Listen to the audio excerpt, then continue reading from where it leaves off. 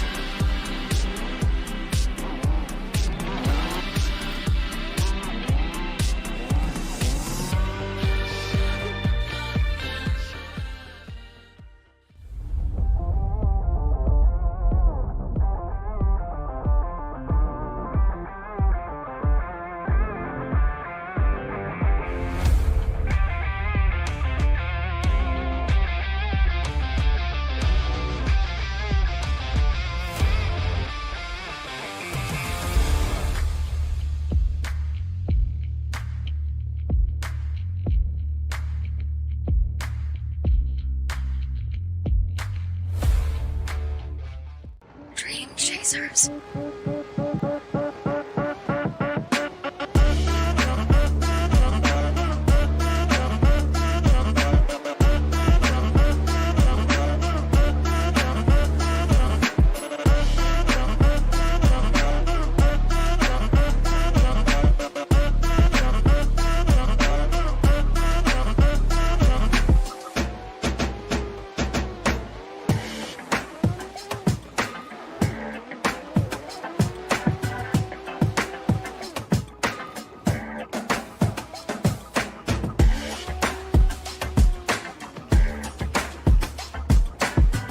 Dream Chasers.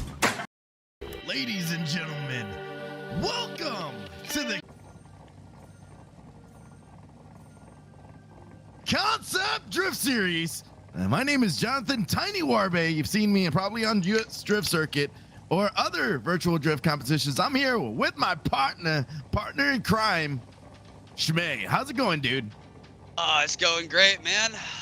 Excited to get up early for some tire smoke and some good drifting. Man, dude, you know, every competition, I always got to start off with a fresh, monster. And that's why I had to crack one open. But we got Darius Ostraka. He competed last round. Let's see how he performs out here. Darius Ostraka with that BMW. We're in this very interesting course. We're probably going to see a really good run from Darius. He's been very consistent, filling out the first outer zone. Second outer zone is going fantastic with him. And going into this nice little transition to this final sweeper, filling it all the way out, all the way into this inner clip. He has to kind of reach out there, and then there's another kind of manji section over here on this track. Shmay, can you talk to me about this whole track and what the judges are looking for today?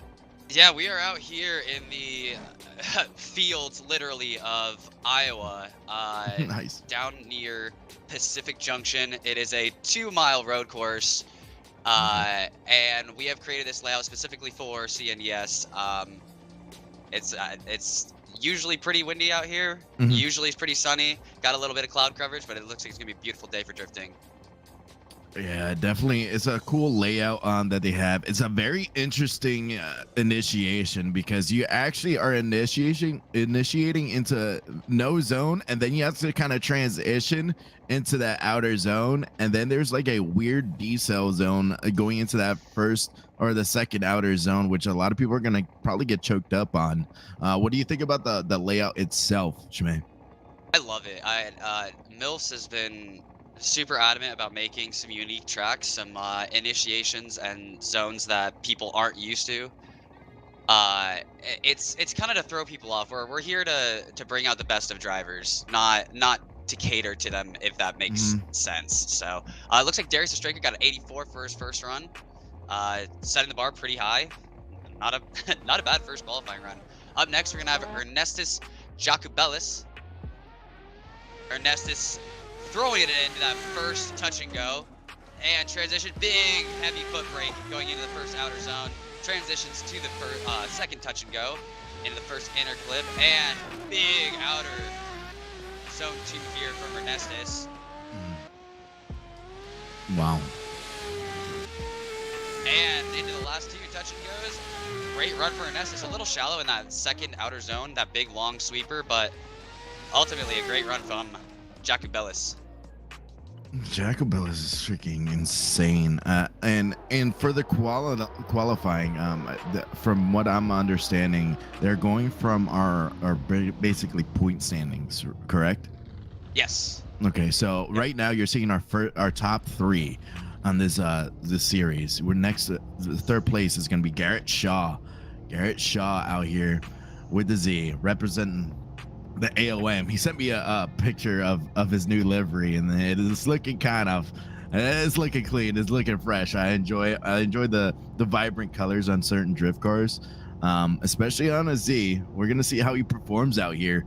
Garrett Shaw, the previous score from Jacobellis was at 82.3, sitting in second place right off the rip. So Ostraka is in lead with 84. Let's see how Garrett Shaw comes out here and performs with that 350Z. Garrett Shaw is coming in with nice speed, and he transitions into that first outer zone, fills it out, is a little bit in the midline on that second outer zone, but uses some a little bit of left foot brake and kind of adjusts himself, settling him in, filling out that transition, going all the way into the final sweeper, filling it all the way out, being nice and smooth, little to no correction, and going into this final Manji section. Wow, man, that was pretty good. That was very smooth from Garrett there. He is, I'm glad you mentioned that. Everybody coming in is going to be the order that they finished in round 1. So Darius Ostraka got first, Jacobellis got second, Garrett Shaw got third, and so on and so forth. So if you were curious to the standings, the qualifying order will be telling us what that is. And it looks like Garrett coming out here swinging with an 84.7, just barely beating out Darius's 84. My goodness.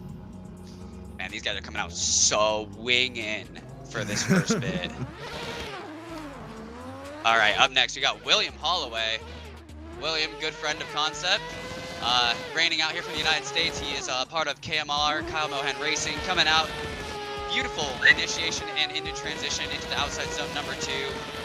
Going into the first inside zone, and comes off the throttle a lot on that transition and left foot brakes all the way through that second outside zone. You can hear he's full throttle, just leaning on that rotary, coming into the last 2 touch and goes, and it doesn't look like he's holding a lot of angle through any of this track. Lots of left foot braking, and it didn't look like he was really throwing it down. It kind of looks like he just put a number down. Yeah. Nothing too dangerous there for him. Yeah, it looked like for the judges, I was looking at that, and it looks like you got a 77.3. Next is coming up is Sam Guns. So during this track, I know you've ran this track a lot. I've run this track a lot before the competitions. It's kind of, or any competition I do, I usually run to kind of study the track, study the layout. Yep. And there's a couple of things I've noticed. So that, like I originally said about that first outer zone into the second outer zone, the transition is very unique. And you said these guys always try to test the competitors. I was noticing if you transition too early, you're gonna slingshot yourself off of the track because of the momentum. And then we have Samuel Guns coming out here, coming into this first outer zone, nice, and he drags himself out to the second outer zone and has to slow himself down with some left foot braking. And this is another area where there's going to be a possible slight floating and decel going into this final Manji. So this whole track, if you don't have the momentum set and being able to have you glide throughout the whole track is a very hard thing to chase. Man, I will say he came in with some personality on that initiation, though. Man came out popping and banging and, letting us know why he was in the top 10. Mm-hmm. Man, listen to that thing pop off like an AK. just coming into that initiation is cool. And it looks like he gets a 65.3 for his first run. So unfortunately, he is at the bottom of the competitors. He is 6th at the moment. Up next, we got Jordan Eden of Team Concept, reigning from Canada, repping that Concept livery, going into outside zone number 2, all the way to the track edge. He loses a little bit of angle and a little bit of depth in that zone, transitioning into that inside clip, into the second outside zone, just riding the edge. So you can see that front tire just bobbing up and down with him, just toying with the track edge.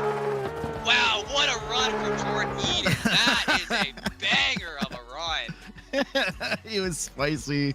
There's gonna be that major correction in that second outer zone, but then he did tire drop on that final sweeper, but he went out just full sending it. I love seeing that as your first qualifying run.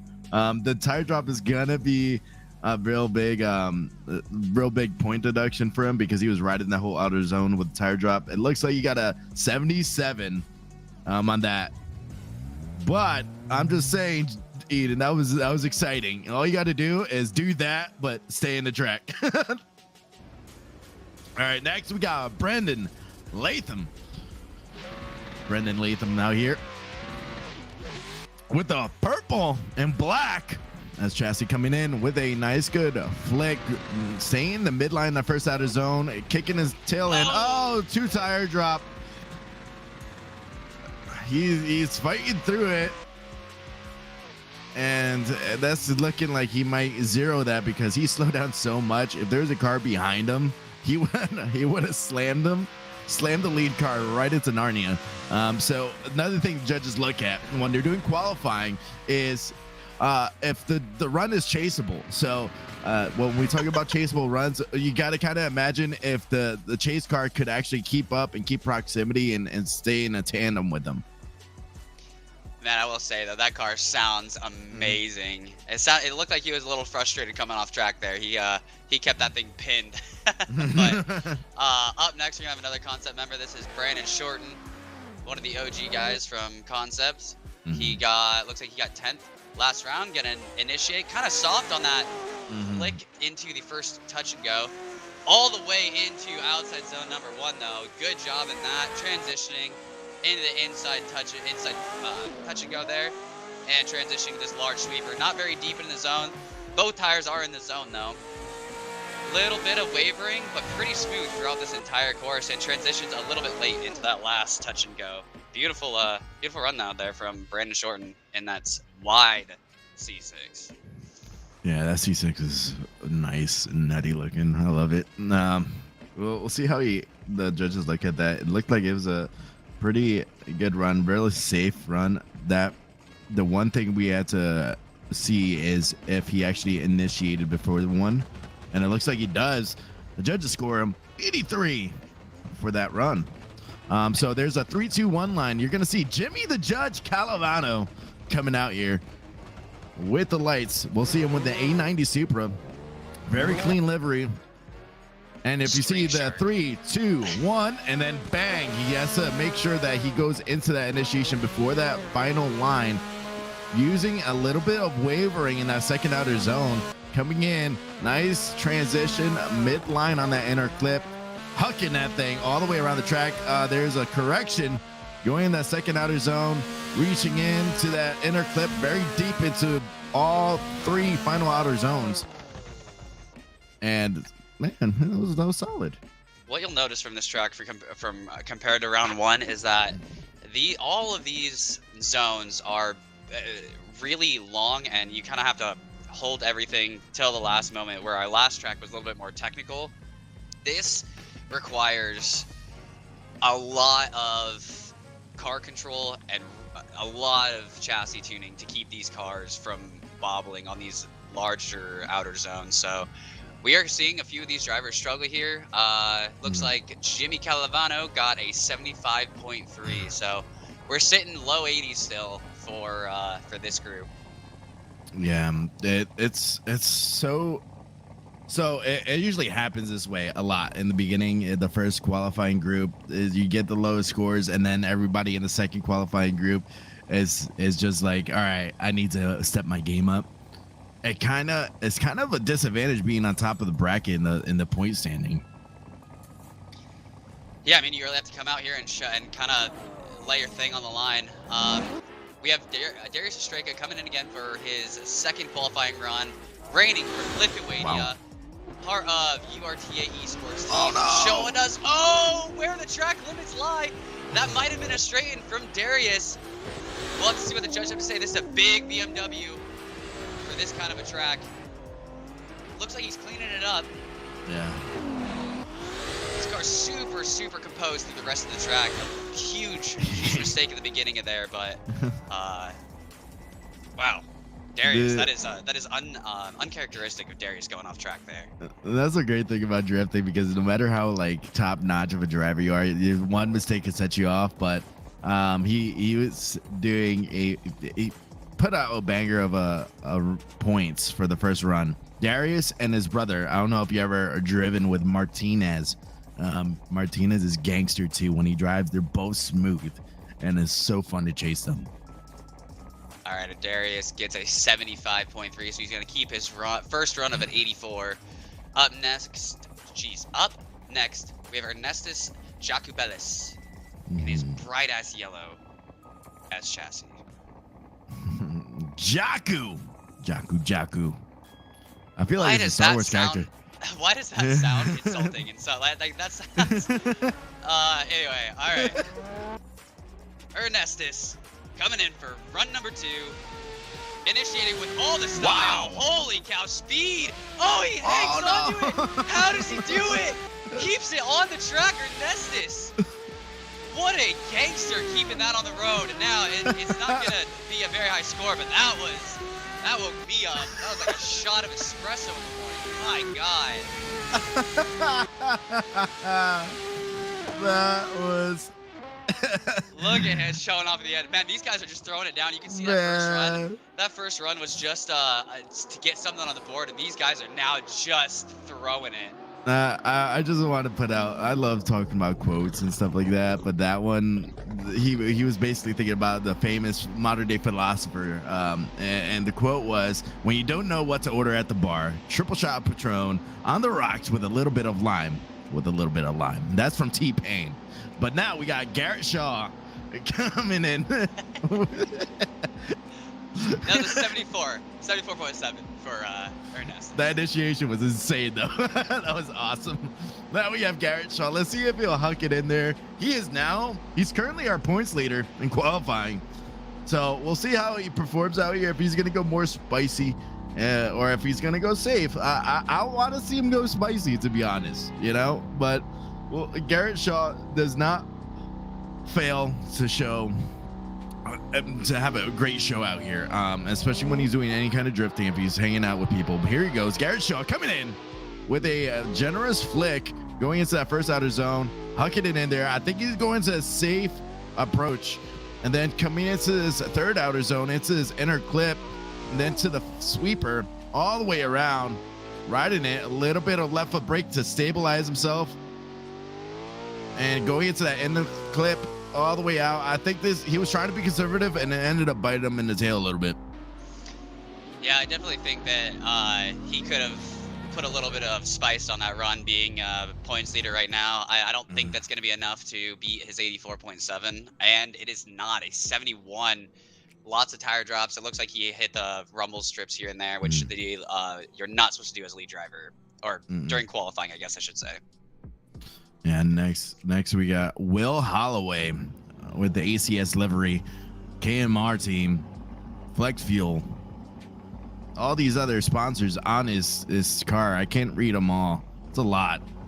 I feel like I'm going cross-eyed reading his livery if I have to try to, but I do like the livery in this MX-5. Here he comes with that Miata, coming in with a nice flick. Oh, Philly at that first outer zone transition, trying to suck his tail end into that second outer zone, going into that inner clip. Good, Phil. And he's going all the way around, and he's using a lot of left foot braking going in to try to keep his car stabilized all the way through to that final Manji section. It looks like that short wheelbase on that car is kind of hard to keep composed on these longer corners and sweepers. And I don't know if he just has all the grip thrown at it, but it just looks like he's struggling to keep it in zones. He just keeps driving away from him. Yeah, let's see.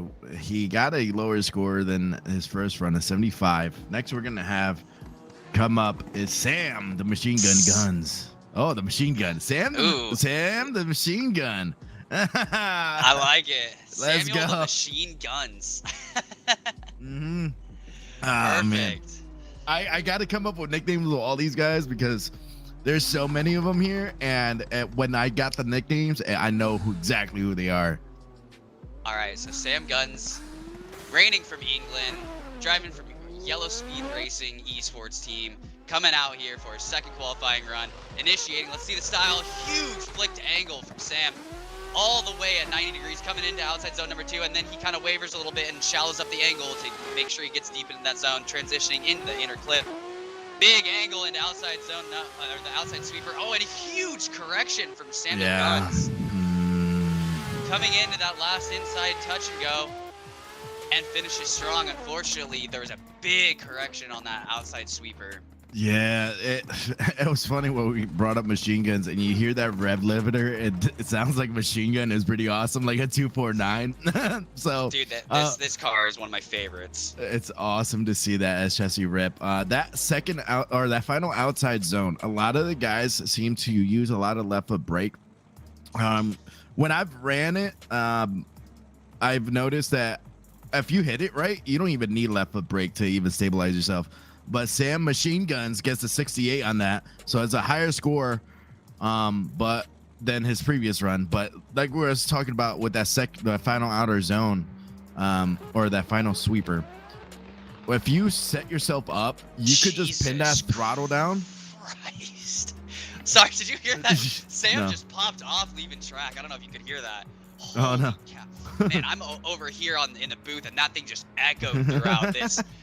I don't know if you noticed, this is actually a soybean field out here that this track is on. Really? Yeah, this actually gets farmed. All right. Jordan Eden, second run, big angle on that touch and go into the outside zone. Huge angle, almost doesn't get into that zone though.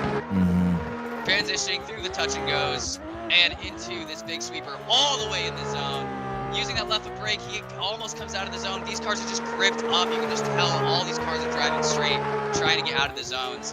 And unfortunately, a lot of braking and a lot of corrections from Jordan Eden. I don't think that's going to get him a higher than a 77. Yeah, that's gonna see what he performs out here. But that second outer zone, that was actually a pretty good final sweeper from him. He didn't do a lot of corrections per se with the throttle. He was pinned down to the throttle the whole way and barely touched the left foot brake to kind of situate himself, like you were saying. He's gripped up. So we got Brendan Latham out here. It looks like he had a 71.3. Yeah, it looks like that was a little bit of a understeer on that zone. So Brendan Latham is out here. Let's see how he performs and gets this initiation. This initiation has been a huge factor. He was very shallow in that first outer zone, going into the second outer zone, riding it all the way around. A little bobble going into that second out, or getting out of that second outer zone into the chicane, coming in all the way to that sweep. Wow, he was locked in on that. No left foot braking throughout that whole run, and going all the way through. Wow.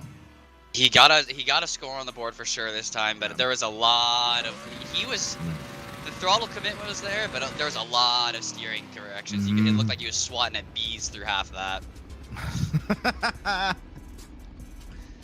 That's funny. The amount of steering work on that, I swear, dude, it looked like he had some bugs in his cockpit. Man, the judges are brutal today. 66 for Brandon Latham. All right, up next we have Brandon Shorten in that wide body C6. I like him thick. Yeah, well, this is the thickest it gets.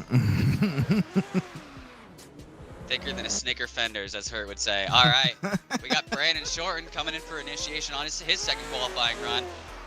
Let's hear the screaming V8 from this. Oh, big correction there from Brandon Shorten. Looked like he had too much angle coming into that outside zone. And lots of throttle commitment coming into the sweeping section here. And it looks like this is a really timid run here from Brandon Shorten. Not a whole lot of attack going on. Doesn't look like he's really attacking these zones very hard. I'm not sure. I don't think that's going to be a good enough run for him either. These second qualifying runs are just coming up short. No pun intended. Man, he had a great run in the first qualifying lap, but let's see how he does in the scores. Next, we have Jimmy the Judge Calavano. And we're going to see what the judges... Jimmy has a little bit of a two-step going on here. Jimmy always likes to be rowdy like the Jersey folk he is. What was it? Brandon Shorten got a 58 on that last run. Ooh, that is almost insulting. Yeah, well, he didn't zero. No, so. That's true. But man, that might be the lowest score we've ever seen in this series. Well, we'll put him in the record books. Jimmy Calavano, Jimmy the Judge Calavano, coming in with a nice flick with that A90 Supra. Sets himself up. He has to use some left foot brake to kind of tuck himself back into that second outer zone. Hits that inner clip. Fantastic. Go into that final sweeper. Oh, tire drop. Going all the way around. Going into his inner clip. A little correction going into that final inner clip. All the way into this final power alley. I don't know. I don't know what the judges look at it. The judges are very strict. Previous comp, the judges were told to lock in, but I think they really did lock in today, and they're being very strict with their scores, and I like that kind of stuff in a competition wise. Absolutely, and it looks like chat's finally popping off here. People are enjoying the stream, enjoying the show. I want to give a shout out to our sponsors here really quick: Hannah Motors, ADL, Longhorn, Temple Productions, Moxie Shreds, KMR, Vosan. If I missed one, I'm sorry. Thank you everyone for letting us put this on. This is the craziest event we've done, and I'm having a blast already. So thanks everyone. Yeah, the sponsors do help us out on getting the prizes in the future. We do have a giveaway in the future with Camus. And looking at the sponsorships and the that goes on with virtual. Next we have Vadim Abramov with the flanker. We were talking last comp. That thing is awesome to see. Oh, a tire drop, 2 tires off going in to that chicane. Man, that is very uncharacteristic of Vadim Abramov going all the way through. If you look at throughout the whole track, you'll see a bunch of banners of all the sponsors, and I'm very happy whenever I get to see competitions with a bunch of sponsors. That's what I was trying to say earlier. I saw Vadim in the flanker, and I was like, oh, let me see this thing. Are these guys just loading? Are we getting the next group of drivers in here? That's exactly what it is. They're doing some practice runs and getting ready. Dominic looking spicy. Got that car all cleaned up for this round. That thing's looking clean. Looking shiny right now. We'll see if that stays that way at the end of the day. And we are having a little bit of a difficulty with the qualifying order looking correct. The scores are correct, but the order might be a little wackadoo at the moment, so.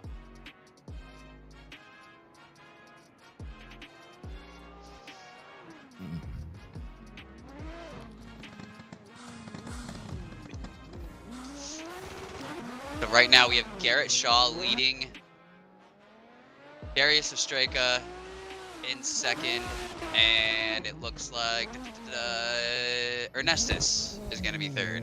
Jaku. Oh, no, sorry. Brandon Shorten is third. Is this Brandon? Yeah, he's got an 83. Looks like so. Hold on. Let's see. Don't you tease me like, oh yeah, he does have 83. Yeah, so we Wow. got one concept guy up in the top, and of course, Darius Estreka being the man that everyone is out here to beat today. Darius is insane though. Like seeing his runs and seeing how he performs. He's very. The thing is, he's very consistent. Seeing him tire drop on that second qualifying, it's very. It's kind of out of pocket for him. It's out of pocket, but it sounds messed up. I enjoy seeing that kind of stuff because then it's like, all right, he's not a robot, you know? Dude, that is exactly why I love this series, because this one, we left the cars up for enough of interpretation. So instead of seeing like in some series where it's super tight and all the cars are really close together, there's a lot of variations between these cars, so it doesn't just look like a copy paste and everyone's just dooring everyone. You got to really be on your game to drive hard in this series. I'm just waiting for someone to three-wheel Mustang. Oh goodness, I would love it. One Street 6 says he wants to understand why drivers' scoring is so low. So we are, at least from what I've heard in some of the judges talking and chatting, they are cracking down and they're making sure that they do not give out too high of a score, because if somebody runs a good run and they give them a 98 and then somebody throws down an absolute banger, where you can't really go anywhere from there. So they're making sure that they give enough room for people to really come out here and show what they can do, because maybe not a veteran eye, it looks like these guys are driving perfectly, but there are a lot of little corrections, little nuances, tire drops, like they can't hit the rumble strips with any tires. Everything like that is a point deduction. So with these angles, it's hard to see because these angles aren't meant for these angles are meant for viewing pleasure, not for judging. So the judges have different camera angles that they run. The drifting, if you've never been a part of it. Now, I'm not saying that you've never been a part of drifting one street. I'm just saying this is an educational point. So with drifting, it's a judged motorsport. You got 3 judges out here. Great members of the Seto community. And what they judge is line, speed, angle, and X factor. And those things is what determines the point score. That's per se. The line is basically the correct line that these drivers are told in the drivers meeting on what they should be approaching on the track. We're seeing our first driver come up. I'll explain it a little bit while the run's going on. So Vadim Abramov is coming out here. We have the lights coming on. It's gonna go all the way down to green, and then they're gonna go. And this car's bad. This car is gangster. So with line, you have just following the correct line, and the line is set up to make it a chaseable run. So the chase car could come up and use the lead car as a clipping point, a moving clipping point. Next one would be speed. So the speed they come in to the initiation. If it's too slow or in the middle of the run, if they left foot brake, they slow themselves. Golly! Hell, coming out here, world. tire dropping a little bit, but dang, that thing was gangster going into that zone. And going into this final sweeper uses some left foot braking all the way through, but it doesn't look like it actually slowed him down enough. And going into this final power alley, Jesus. Oh, listen to that thing on the over rev. That thing sounds sick, man. So if you notice the left foot braking here, the speed wasn't it wasn't slowed down. He kept the same momentum. Angle, it's simple how much angle. X factor is the wow that you get. His initiation was X factor. That was wow. Absolutely. I love, this is what I love about this community, is that car is just it's out of bounds with how insane it is. You don't see that in any other motor. Name one other motorsport where you see this kind of diversity. It doesn't exist. Man, I can't even think. And we got Vadim Abramov's first score of an 82.3. Not bad. He is up there with the best of them right now, low 80s. Up next, we have Dominic in his S15. Only the elite driver, or sorry, driving for only the elite, only the elite driver. Doing a great job in the first half of this track. Coming through this first inside clip and really smooth into that outside zone. Minor correction, all the left foot braking. Wow. Now. Lots of left foot braking. And final through the line. Maybe it wasn't. Okay, it looks like he. It wasn't. I don't think it was any left foot braking. Does he just have a red? Oh, he has a red strip on his. I thought that was a brake light. That is my mistake. He was on it. He did left foot brake into that final inner clip to kind of like, so with left foot brake, when we talk about that, left foot brake pivots that back end, so he could get the angle, but he freaking slayed it on that final outer zone. But the big correction that he had on that second outer zone is going to be a big factor in points, and it looks like he gets a 78.3. So we have next Jason Coate. Jason Coate, the Frenchman himself. Jason, the coat hanger. Ha. He that sounds we got terrible, another Canadian. actually. We got another Canadian out here driving for KNC Motorsports. Nice. Another S chassis out here on grid. It's so cool to go through different competitions, and you guys have different experiences with drivers. So tell me about more Jason Coate. Jason Coate, he came in swinging in one of our first events. Came out of nowhere and just was a hell of a driver. Super fun guy. Jokes about everything and doesn't really seem to take anything too seriously. And it just shows in his driving. Look at this guy just out here. This man looks like he is just on a Sunday stroll. Little correction there through that outside zone like we've seen from a lot of drivers out here today, but this man is just on rails. He might have more angle than all the drivers out here today. That was a good run there from Jason. He went out there setting a crazy angle. I've been noticing with that final sweeper that the fastest I've seen people go through is 75 miles an hour about. Which it sounds fast in of itself, but you got to remember their wheel speed is probably over double that. The back wheels are spinning. I mean, when I run this, I think my wheel speed is right around 145. So these guys are just setting these cars on fire, or these tires on fire to get them to make it to these zones. Speaking of fire, actually, Jason Coate got the score at 70. Speaking of fire, you watched SEMA this past weekend? I have missed all of SEMA. So Taxi Garage, I've been able to commentate them. Great people. They were in the burn box, and they, my man out there, Nick Ward, lit his tires on fire because how much smoke he put out, and his back bumper is just roasted. But we have Diego Caro with a huge mistake. correction. Yeah, and first Diego, there's a wall there. So I'm sorry, Diego. I know Diego. He's actually a Petty Carl. He's a Twitch streamer. He's a great person. He went mock Jesus to the wall. And I hope he in his future endeavors. I just found out he's actually going to be going into the Marines in the future. So going back into the Marines. He's former Marine. Right on for him. All right, up next we got Igor in the massive R35 that he rolls around in. Igor, as you can maybe assume, hails all the way from Russia, coming out here for his first qualifying run.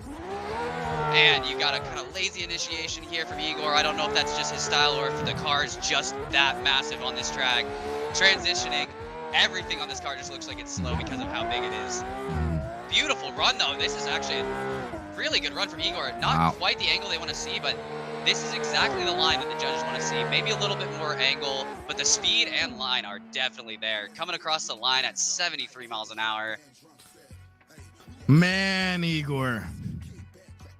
And so I'm a big I love talking to the Russian crew and the drifters. They're a very different like style in driving. That Skyline is insane to drive. It seems when I drove it was very gripped up. But no way, Igor got an 85.3. Wow. And it came down to that final sweeper. He had one of the best lines with little to no left foot braking throughout the whole run. He was kept fluid. Now we have Angie Bowden coming out with that Supra. Let's see how he performs. I think it's super clean. Oh my goodness. Come on, dude. I'm sorry. Angie Bowden coming out here. Being shallow a little bit with the angle. I think he's kind of hesitant with this track or trying to get a conservative run to try to actually get points on the board. Coming in and filling out every zone. And another thing that judges are going to be looking at is the front wheels and see how much correction they have to do with the wheel. We'll see how the judges look at this score. Looks like there was a lot of, it didn't look like the car was jittery or moving around a lot, but that front wheel was definitely getting its work in.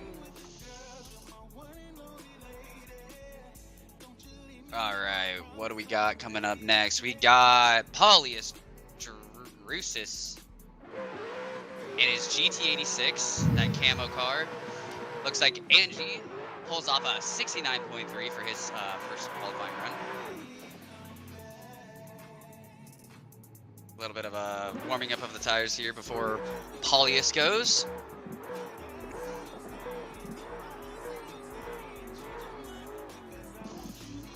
This is going to be our second to last qualifier of this group. All right, 3, 2, 1, light is green. Paulius from Lithuania, another Lithuanian driver, coming in for his first run, initiating massive initiation.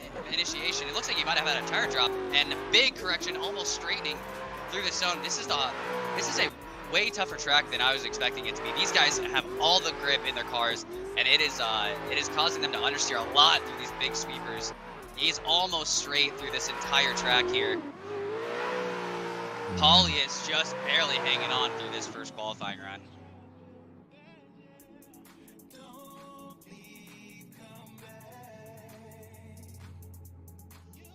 Man. There we go. Next, we have Joseph Kempinski out here. He's with the 370Z. His actual real life, he drives IRL. He's with the Door Tappers out here in the Orlando area in Florida. He uses this as a practice. Like and coming in. Tool. Yeah, that's what they do. And seeing him perform out in IRL, it's awesome to see. He's very smooth and consistent. Let's see if Joseph Kempinski could come out here and light a firecracker in this tailpipe and actually put out a banger of a run. It's a lot different from doing fun runs in actual competition. Coming in with a nice flick into that outer zone one. Oh, huge correction in that second outer zone. And then going all the way into this chicane, going into this final sweeper, he was able to clean up his, oh no. He's just hucking it everywhere around, trying to at least get some scores up and salvage his run from that first struggle. Man, that's kind of uncharacteristic here of Joseph. In the first round, I know he qualified right at the upper middle of the pack. So it's gonna be weird seeing him here at the bottom of the first beginning of this qualifying group.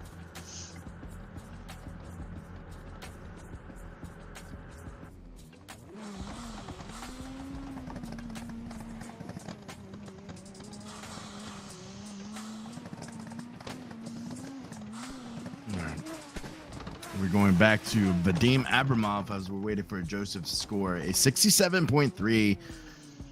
Joseph's gonna have to clean that up. The initiation was that was just struggle.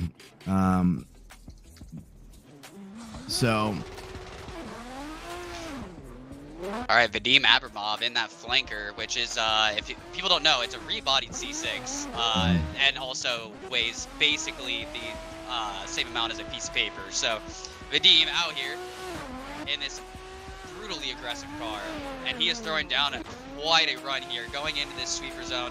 Wow, little bit of dude, left foot braking, but he is just on it. This man is a rocket ship. Wow. So I'm this dude is insane, and it brings me back to my favorite song. It's from a Russian guy. He's just demolishing everything. He's Slaughter to Prevail. I don't know if you listen to him. Freaking awesome band, dude. He's out here just freaking sending it and being very consistent with every run throughout the competitions. I've seen him in, I believe, IVDC. Oh, all right, great show off. Thanks for showing us.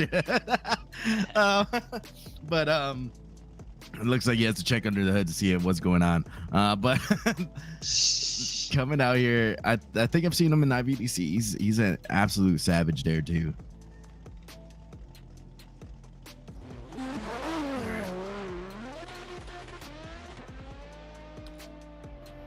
And then Vadim gets an 84, a lot higher score. Next we have Dominic Kirelli. We come in here with a nice big holy flick. My goodness. And he stuck it. Oh, mercy. Going into this transition, flinging that S chassis all the way around that track like a gangster, coming out here and sending it into that final under clip. Transitions to the final power alley, and my word, wow. What he did was, shoot, he went to a house party. He didn't know how to DJ, but then he just turned up the bass and turned up the treble, and then it just came out. Bro, that man walked up to the house, kicked down the door, took the keys off the counter, and drove out of the garage. Bro, that man just threw down a hell of an entertaining run. 82.7, so he's up there in the top 5. Good run there from Dominic. And so with the scores, we are reading them off, Bradus, and we're gonna give you guys updates on who's on the top right now. Next, we have Jason Coate out here with the S chassis coming in, already initiating way before that one cone coming in. That car is just bouncing around into the second outer zone, coming in to his chicane, going to the final sweeper. Had to use some left foot braking on that inner clip, going all the way around. Left foot brakes again, and it looks like he just coasted all the way through into that inner clip. Maybe Sorry, something going on there. Yeah, maybe something going on with his pedals, because he like lifted completely off. That's something not normal. Yeah, I'm wondering if maybe he had something break, or I don't know. I think that's going to be, if it's even scored, I think it's going to be a little low. He'll probably keep his 70. Mm. And depending on how many people are able to make it today, which I think almost 41, maybe 40 people are driving today. So not everyone is going to make it into the show. So you do have to qualify with a decent number to make it in here. It is not a, you come and you make it thing. So we got Diego Carroll in his GT86. Initiates with a little bit of a shallow angle and misses this entire first zone here. That is going to be a huge deduction. Diego struggling to keep that car sideways on this track. Unfortunate. He is just not at one with that car right now. He is just fighting that chassis at every turn. Yeah, Diego, I was talking to him earlier this week. He struggled to even, well, it's his first real like pro competition, quote unquote, and he struggled. He has a 3 monitor setup. I think he's running VR on this one. Looks like he got a 56 on that one. He missed that second outer zone, but I love seeing the new competitors come out here and just like, I want to get into this. I love the sport. They do it for the love of the game. And that's what I love, seeing new drivers come out. I'm excited. I told you a little bit earlier that I did US Drift Circuit and I was talking to Nick Ward and stuff. I'm excited for next season. I'm going back for next season. We got Igor coming up, and seeing new drivers go into a competition and have that fire in them and say, yo, I'm going to slay, is a fantastic thing. Golly, Igor is out here just sending that R35 all the way around the track. The consistency. That's the defining factor at this track. Yeah. This car is so huge, but he's so smooth, bro. I don't know if we mentioned Diego did end up getting a 56.3, so it did get scored, but it is at the bottom of the leaderboard right now. Yeah. So yeah, seeing competitors that they're either new into the competition or do it for the love of it is fantastic to see. The final round of US Drift Circuit, there's a guy, John Temple, and he does sim a lot. I got him on the sim, and he was just excited to get 4th place, like, because he's moving up on the leaderboards, quote unquote, and he's excited to see what he comes out. It's a story. That's what I see it. Drifting is a story to me, you know. Absolutely. I mean, we have some members of Concept like Dylan, who couldn't make it today. He was just stoked to get into top 32, which is like, that's the kind of attitude we want to see.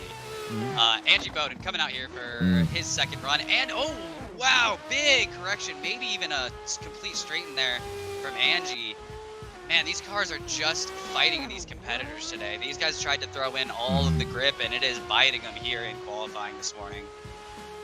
Man, that's so unfortunate from Angie, man.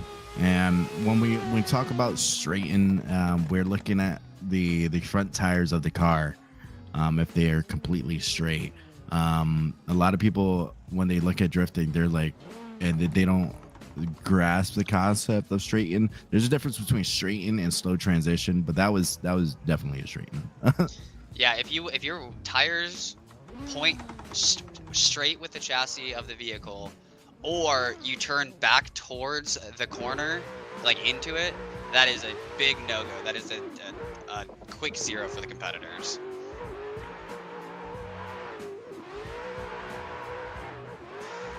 All right, we have up next Paulius, second to last run that we are going to see in Group B.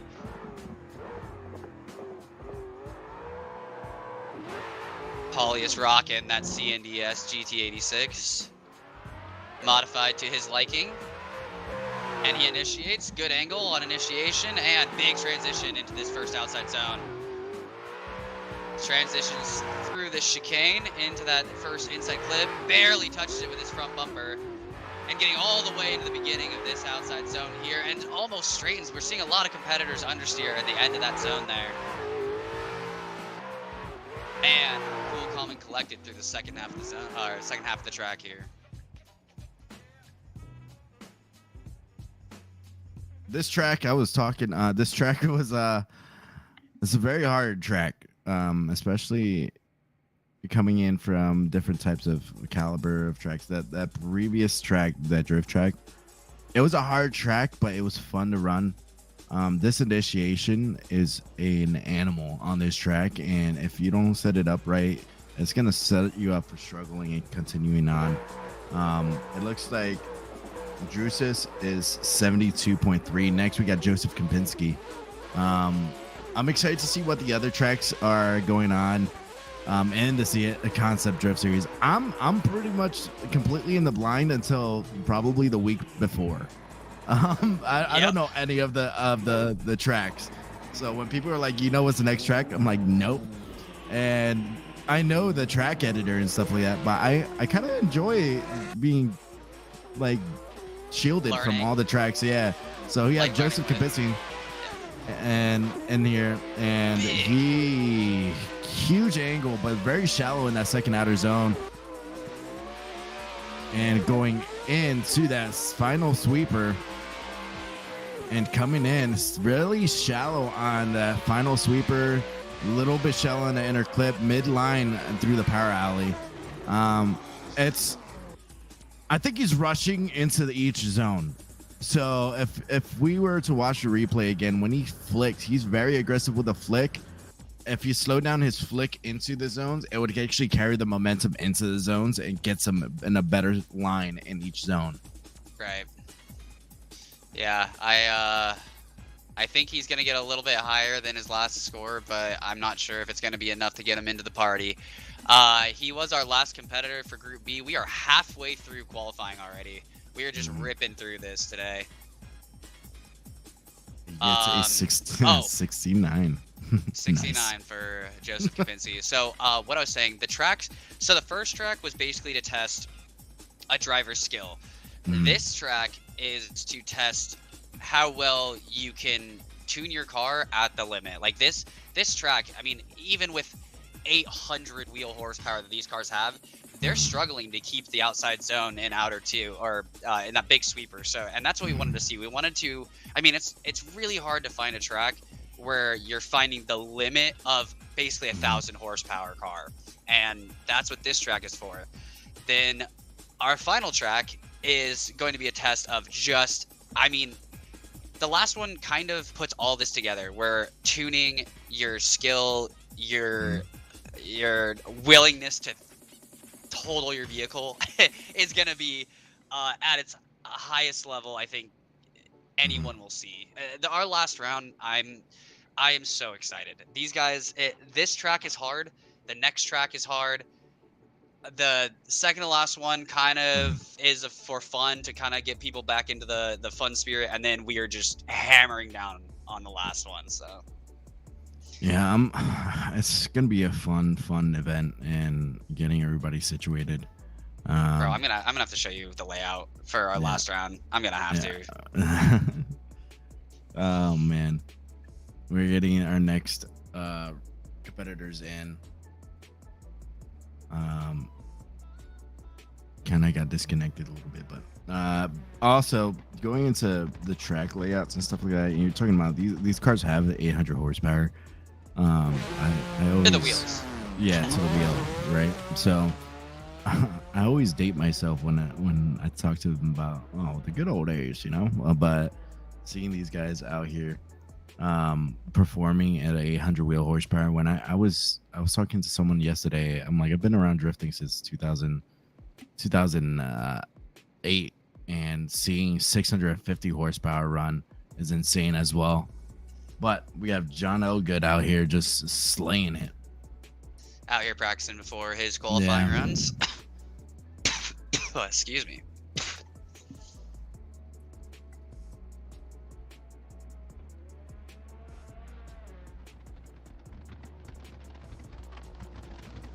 Oh, here I have a clip of the last round if you wanted to be in on it.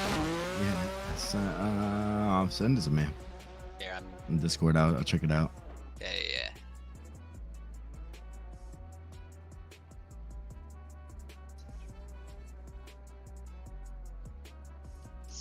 I don't know. I know there's gonna be a short intermission here while we're switching over drivers, but I don't know if they have to completely change it up. Where you at? All right. So we're able to have a cool experience here with sharing the space with the judges. We're able to kind of, I don't have them totally in my ear, but I'm able to hear a little bit of what they're saying. But being able to communicate to the judges, and the big thing we had changed from last round is I'm gonna, when there's a call done on the track, I'm able to reach out and say, hey, can you give me an explanation? I'll give you guys an explanation why they judge that way, so you guys, it's more transparent. Now I'm not going to be able to explain every run, but some calls, last event, some people were unsure of why they called it that way. Yeah, so if anybody in the chat or anybody has any questions, or you guys, if you don't understand something, just like earlier, we are more than willing to explain it, and we do. Like you said, Tiny has a little the judges in his ear a little bit, per se. So if you guys need to know something, we can take a couple seconds and let you guys know what's going on. It's a struggle because I only got one good ear. Bro, having 6 things going on at the same time in the background is definitely it takes a specially trained ear to siphon through the garbage. Mm-hmm. Well, when you're a dad, you learn that pretty easily. Fire away. We got someone. Yo, what do you got in chat there? For questions. He says that he has a plethora of questions. I'd love to know. Oh, that's sick. Okay, I'm excited. What's up? Oh, you're the watching video. YouTube. The video. Yeah. That's insane. Oh, it is. There's zero room That's for any sort of. insane. Do you know what track that is? No, I don't. But I have like I kind of thought, but I don't know off the top of my head. But that's gonna be a crazy final round if that's the track. I sent it to you. I sent you the. How long do you think you survive? Okay, come on, man. How long do you think you'd survive in a zombie apocalypse? I'm gonna let you know. I'm prepared for that. Oh, dude, I'm going to meet up with you in Florida, and we're gonna hold the beaches together, man. I actually have a game plan. I think everybody kind of has. I mean, ever since I think probably Walking Dead, I think everybody seems to kind of. I actually have a funny story about that. You'll have to recon. Mm-hmm. But I have a funny story about that. When my first unit, I had a captain. He was I'm not gonna say names. But, yeah, let's not. Great dude, fantastic person. It was nothing bad. He drove a Dodge Charger and all blacked out. And I'm like, all right, what's up? And he's like, yeah. He's like, I'm trying to get my Charger zombie proof. I'm like, wait, what? And he's like, he wanted to get like the metal like barbs coming out of the front bumper and everything, like Mad Max style. Yeah, and I'm like, sir, you get paid way too much money. But that guy, I've met a lot of good leadership in the military, which is one of the blessings and learning leadership that way. But he was one of the leaderships that when he comes around, you weren't like, oh snap, the boss is coming. You just didn't know how predictable the conversation would go with him, and it was fantastic to have, especially when you're hooped up in a hangar and just waiting for our next orders to clean up the field around us or do some training. It was a great dude. I wonder how he's doing. I haven't actually reached out to him in a long time. Next thing is, what is your favorite smell? Oh God, I gotta be family friendly here. Cinnamon rolls, dude.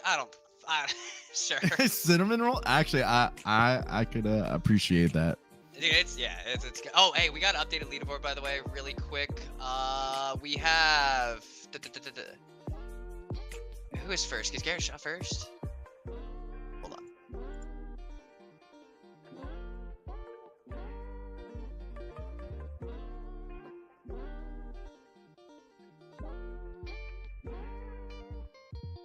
That sounds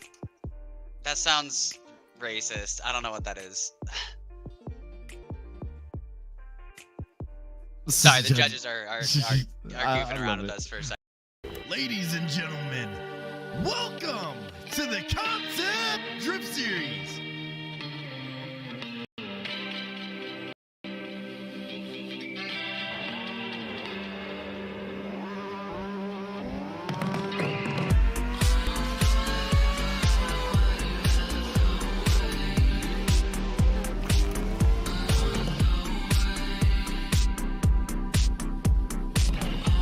But So an update on the leaderboard really quick. It looks like Igor is number 1. Oh.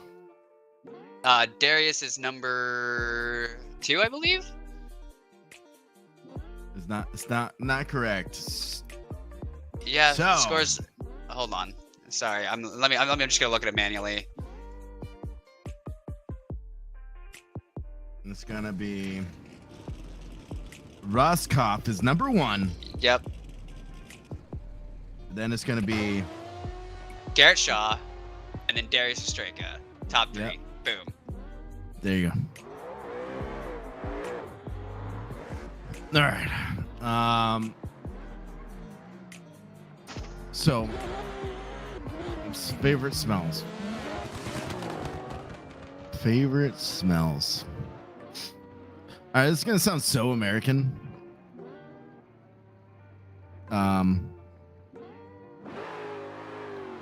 I like the smell of. Well, one is coffee. Coffee smells good in the morning. Coffee. That's a song. I swear you were gonna hit me with like French fries or something. I thought you were gonna. Nah, I was gonna say the other thing, but I don't know if I'm allowed to say it. Yeah, there was a couple things that came into my mind. Yeah, I think so. Okay, so yeah, all right. So my real favorite smells is gunpowder and tire smoke. Yeah, that's a dude. Both of those together would be a hell of a day. It'd be like those Middle Eastern guys, dude, just popping off their cars and popping off their guns. No, I was talking to my son about it, and he's like, "Why are the tires farting?" I'm like, "That's the smell of freedom, man." Like, Why are the tires farting? I love that. Stupid Fast Gaming loves the smell of E85. That's a pretty good one, but it's not something I would like bathe in. You know, I would bathe in the smell of a cinnamon roll, dude. Actually, I've had. Oh, you know, I lied. My favorite smell right now is sage. Really, that's cool. I like that. I have a can. All right, I'm just gonna sound girly, but I do have candles in my house, and every night I light the candle that has the smell of sage. And I think it's winter mint or something like that, and it just smells so good. My house. Penny Carl said, "That's why I'm going back. Showed my ass today." Oh no. There we go. Yeah, that. Hey man, Penny Carl, you came out here and drove at least. So. I get the comment. Yeah. About the Marine Corps. Yeah. That's why they have name tapes on their butt cheeks. There's actually, I think, correct me if I'm wrong, Carl. They started doing that, I want to say in World War II. I want to say World War II, because especially during the Western campaign, a lot of them had they had tops off because it was so like muggy. Or I want to say either that or Vietnam. They had their tops off, and they needed to know who they were talking to, so looked at their ass. According to the documentary Forrest Gump, it was definitely Vietnam.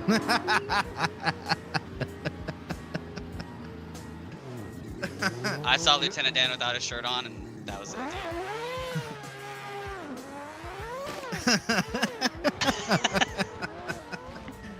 Oh, you broke me with that. Oh my goodness. We have. We're having a technical difficulty here with one of with The some of drivers. the. Well, I think production is also, Yeah. so we're just trying to get some of this kind of sorted out. We will take a short break here. Give us 2 to 3 minutes here, and we'll be back with some drifting.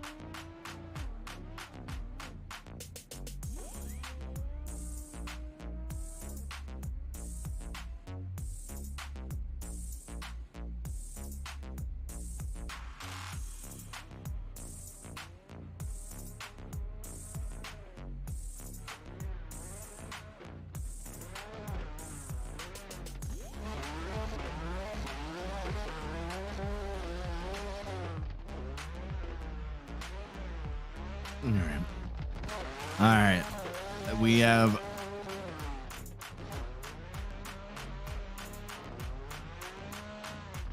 Yep. all right, guys. So we got the technical difficulties sorted. They're doing the approach, which I love. Production doing the approach of our real life competition. So there's some guys that are having issues joining in the server. All the other drivers have had no issues. They were able to fix it. So if this competitor can't come to the line, he's gonna take a 0. He's gonna 0 his first run. He needs to get it sorted to at least get it by the second run. In real life competitions, if your car is not ready for the line, you're gonna take the 0 on the first run. So we'll see. Go. John Elgood in the lead with that 400Z. Love seeing that coming in real shallow on that first outer zone. Oh my goodness, he saved himself. Had to do a major correction coming in to hit that chicane. Bro, that was insane to see, going all the way around, all the way into his inner clip. Good, all the way into his power alley. He cleaned it up towards the end. That initiation was insane. This man wanted to put his name out there, man. Put his name on the charts with that one, but it kind of came and bit him in the end. But it's good to see it. I'm a Mopar fan, but I'm also a Nissan fan. I love seeing those 400Zs out there in Skylines. I was so excited for that car to come out, and it's unfortunately not been quite what I was expecting. Not his car personally, the 400Z. The 400Z in general, yeah, that was so. I was up in the air between getting when I moved to Florida, I got my truck shit the bed, but we have Alexander Mattet out here with the Supra, the 90 Supra, going in with a nice generous flick into that first outer zone, a huge left foot brake to try to slow himself down into that second outer zone. Alexander Mattet coming in and filling out each zone. The great thing about him, he is very smooth and using little bit of left foot braking, but it doesn't upset the speed as much, going all the way through to the power alley. Alexander Mattet is doing a fantastic job with qualifying run, man.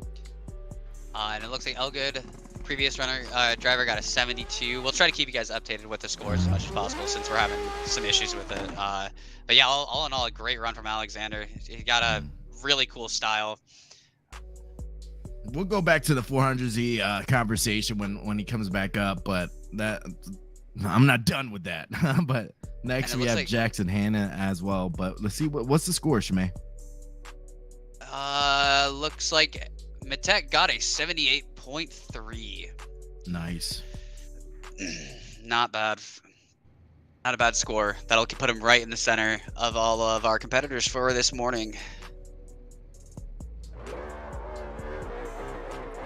Up next, we got Jackson Hanna, CNDS, or Concept team member, longtime CNDS driver, initiating, really good transition, kind of shallow in that outside zone there. This is, it looks like he's just gonna try to get a number on the board and maybe send it next run, because this is looking a little conservative, but my goodness, is he looking smooth. Minor corrections in that outer zone, not all the way in the zone. Ooh, there's a big correction there coming into the inside clip though, and big angle coming over the finish line. Yeah, that looks like a very conservative run from Jackson Hanna. Hanna Motors, one of the sponsors here. Out here showing up, having a good time. Next, we're gonna have Kevin Schwartz come out here. Shout out to Jack. Homie really put a lot into this, obviously sponsoring it. So shout out to him. Thank you, Jack. Jackson Hanna coming out here and got a 70.3. Next, we got Kevin Schwartz. Kevin Schwartz coming in with a nice flick into that first outer zone, using a lot of left foot brake, tire drop, and slows down a lot. Going into the chicane, going into the final outer zone, or final sweeper, using a lot of left foot braking. This is a very slow run, speed-wise, but it might be a conservative run he's putting out. Oh, and I've just been informed that it is Jack's birthday weekend, so happy birthday to Jack, you old man. I gotta really watch myself, man. Yeah, shout out to you, brother. I hope you have a good birthday. We'll have to have a couple of bevs tonight, a couple of wobbly pops for you. Wobbly pops. Yeah, that's what the Canadians call them, dude. I guess they're wobbly pops. That's what they call beers. Oh. Never knew yeah, that. I think it's hilarious, dude. That's my favorite thing ever. That's funny. Riley Durham with that. Ford Mustang coming in. Let's see if he could perform out here. Going nice and flicking it in there. Filling out the second outer zone. Great job. A little correction. Oh, tire drop in that inner clap. Going all the way to that final sweeper. And coming in here with nice angle and another tire drop on that inner clip. Man, Riley, you are so smooth. Man, he flew too close to the sun there, man. He had it. He had the run. I don't know, man. I think he would have had probably a mid-90s with that run if he would have just kept it together, because he was deep in all those zones and he just kept tire dropping on the inners.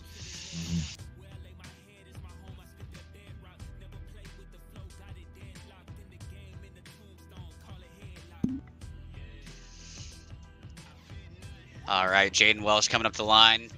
Our newest, one of our newest concept members, hailing all the way from New Zealand. Being as New Zealand as possible with that rotary engine popping off. Here he goes with his initiation. A little bit of a timid initiation. It looks like tire drops, and oh, he goes into the tire wall. No. Dang, Jaden letting his nerves get the best of him yet again in this round 2 competition. Unfortunate.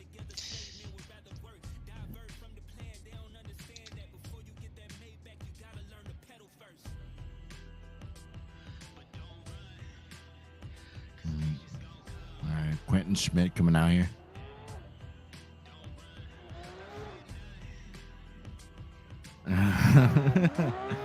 Quentin Schmidt with the S chassis. Quentin Schmidt. What do you think about Quentin Schmidt's performance throughout the competition and through practice? He seems to be kind of on the same line as Jaden. Pretty timid. It looks like he's our French driver. As you can see, this competition has brought drivers from everywhere. But yeah, I think the nerves are gonna get the best of him again. He didn't do the greatest in our first comp. He qualified pretty well, but got knocked out pretty early. It looks like he saved it through that first outer zone, and you can see he has a lot of corrections. I just think the nerves are getting the best of him.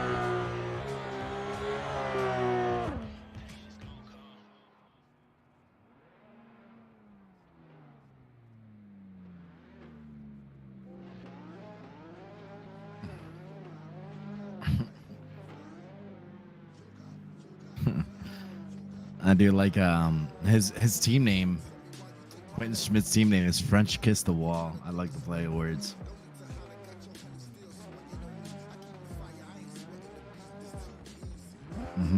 Dude, I'm still like caught off guard by wobbly pops.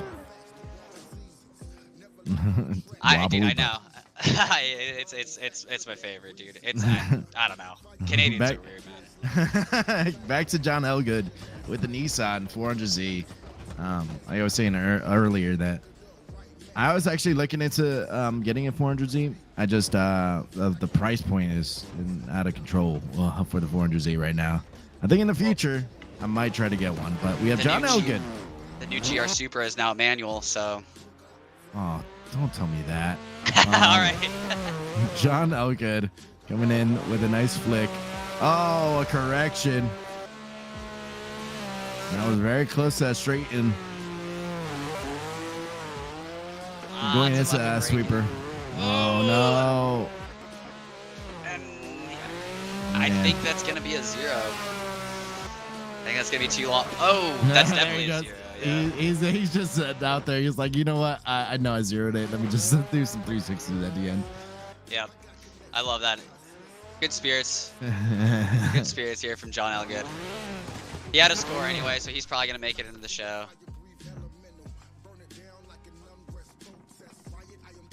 The Elgood lawn service. All right, Alexander Matet coming up. But speaking of Supras, yes, the 2024 GR Supra with the 3-liter straight 6 will be coming out with a 6-speed manual.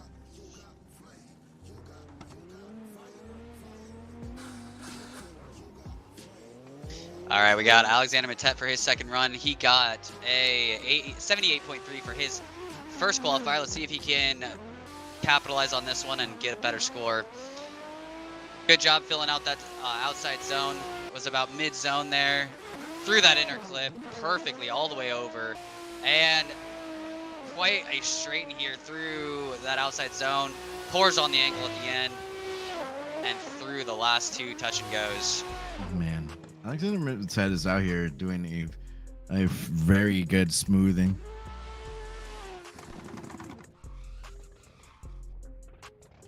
Let's see. My sister just sent me a Snapchat of there's a farmers market and classic car show going on. Nice. And there's a Chevy Bel Air that's looking good out there. I'm like, man, is it gonna, this is gonna be out of pocket, and some people are gonna yell at me for this. I am sick of old school cars. That's all we got, dude. I swear to God, I'll see Novas, 65 Mustangs, 70s Camaros. Production, can we get rid of this guy? 2, 3, dude. I see him all day. I'm sick of it, dude. I've seen there is one supercar within hours of here. Well, you live in Nebraska, dude. Here's Jackson Hanna coming in into the first outer zone. Right. We had a good run. He misses the second outer zone. Going into that chicane. Into this final sweeper. Going all the way through. Jackson Hanna is trying to get a better run than he did before. A huge angle in the beginning of that power alley, but let's see how they huge angle. Huge angle. I don't know if that was like he accidentally almost over rotated You know? No, that has Jack style written all Oh, over is it? it. Okay. Oh yeah. It's the second time me seeing him in comp, so. Oh, dude, when he was practicing for our round 1, he was throwing backies on the billboard zone before the inside clip, like throwing backies and just, I mean, he just for fun. He's just out here having a good time. Next, we got Kevin Schwartz. May the Schwartz be with you. Kevin Spaceball Schwartz. Coming in I'm here. glad that's where you went with that, not the other way. Wait, what? And we got Kevin Schwartz out here coming out into the outside zone. He's transitioning into the first inside clip of this track. And transitioning.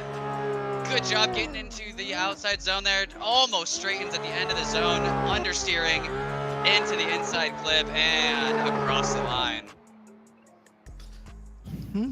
I think the deduction is going to go from that final sweeper into the final inner clip. He kind of floated himself into that inner clip. So that's going to be a big deduction there, but it looks like he is getting a 70.3. Next, we got Durham out here. Riley Durham with the Ford Mustang. Come on, man. Let's get it rowdy. Let me see you three-wheel that thing. All right. But actually get a higher score than from before. So let's not, you know what? We know let's get a higher score. Yeah. Let's get the higher score. And we're going to have him come in here with a nice flick going as that first outer zone, coming as the second outer zone. Oh my God, he placed it perfectly in there, going all the way in, floated himself. Here comes that chicane. Here comes Riley Durham with the Ford Mustang. No left foot braking throughout the whole track, going all the way through. Oh, tuck himself in there to the power alley. That was insane. No left foot braking at all. Wow. Riley Durham throwing it down. He had one tire drop that I saw on that inside clip coming up over the rumble strips, but my God. Golly, bro. That's how you run it with the Ford Mustang. American muscle, baby. And that I want was to just say insane. that's our, CNDS car right there that he's using, slightly modified for his preference, but you know. That was insane, man. It was, and the one thing is the slowdowns he did was with some left foot brake, not left foot braking, with some clutch modulation. And 82.7, Riley Durham out here, and he just went straight old school with that. Man, I love that. Seeing that kind of style, that flow, and putting everything in the pocket and putting everything on the line. Dude, I can't even put this to words, man. It's insane.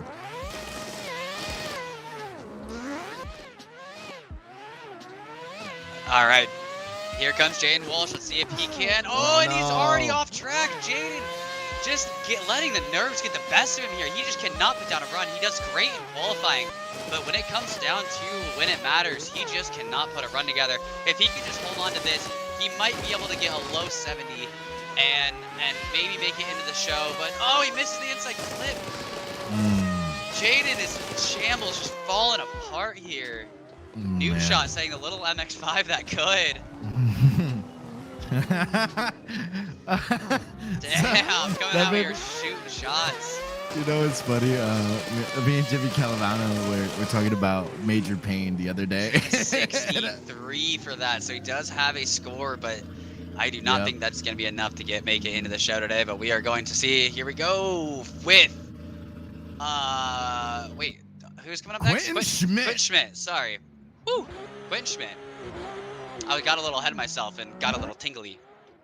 Yeah, that Riley Durham run was insane. Quentin Schmidt coming in here, filling out the zone, using a lot of left foot braking, going in and lifted throttle.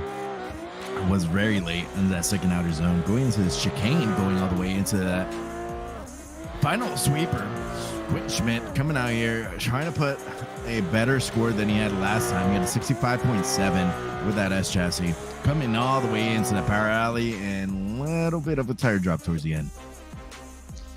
Yeah, I got ahead of myself. I saw Brandon Marina's name, and I was like, wait a minute. What? And then I got ahead of myself. But that just means up next we're gonna have a pretty rowdy group. Oh yeah.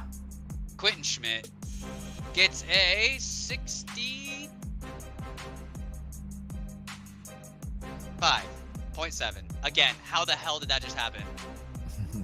Wait, what? He got a 65.7, and all of his scorings were different from all the judges, both times. But somehow got a 65.7. That is, I mean, you know what? That just proves, if anything, our judges are consistent, because those runs looked pretty similar. All right, we are going to take a 5-minute break here, getting these next drivers in. They're going to be practicing for their first qualifying runs. This is our final. Am I wrong? Is this our final group? No, we have. It looks like. Excuse me. Golly, bro, that was all in my ear. Nice. I felt the spit all over my face through the mic. Out of nowhere. I'm so sorry. I usually keep you in time for that, but that, bro, that snuck up on me. Let's see. Goodness. Updated scores. Let's see if we got it. All right. So it looks like on the bottom of the bracket. Oh, did it Carol's, yeah. Well, I'm looking at the stream right now. Carol is on the bottom with a 56.3, but we're looking all the way at the top of the leaderboard. Roscoff, Shaw, Austriaca, top 3. And then Abramov is in the 4th place position, followed by Brandon Shorten. Man, this is going to come out to be a interesting competition. But yeah, it definitely looks like a 70 is going to be our cutoff score. Possibly.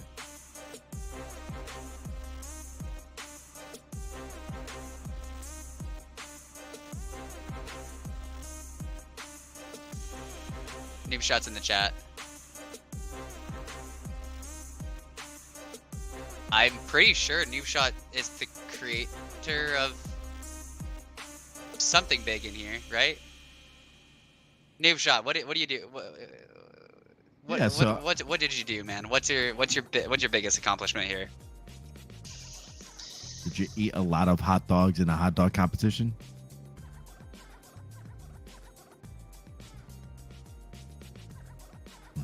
Man, Quentin Schmidt has either a fan or a hater out here. I can't quite tell. Quentin Schmidt, Big Chad, Big Chad energy.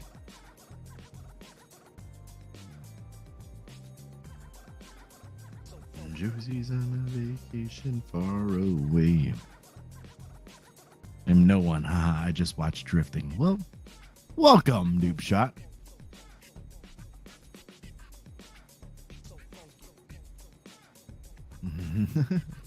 Well, I might do this VDC thing. Oh well, hey. I just want to say hi, but we're gonna continue on. We're gonna get these guys back in the bracket. Noob Shot, you an OG gangster, man. The judges are heckling me.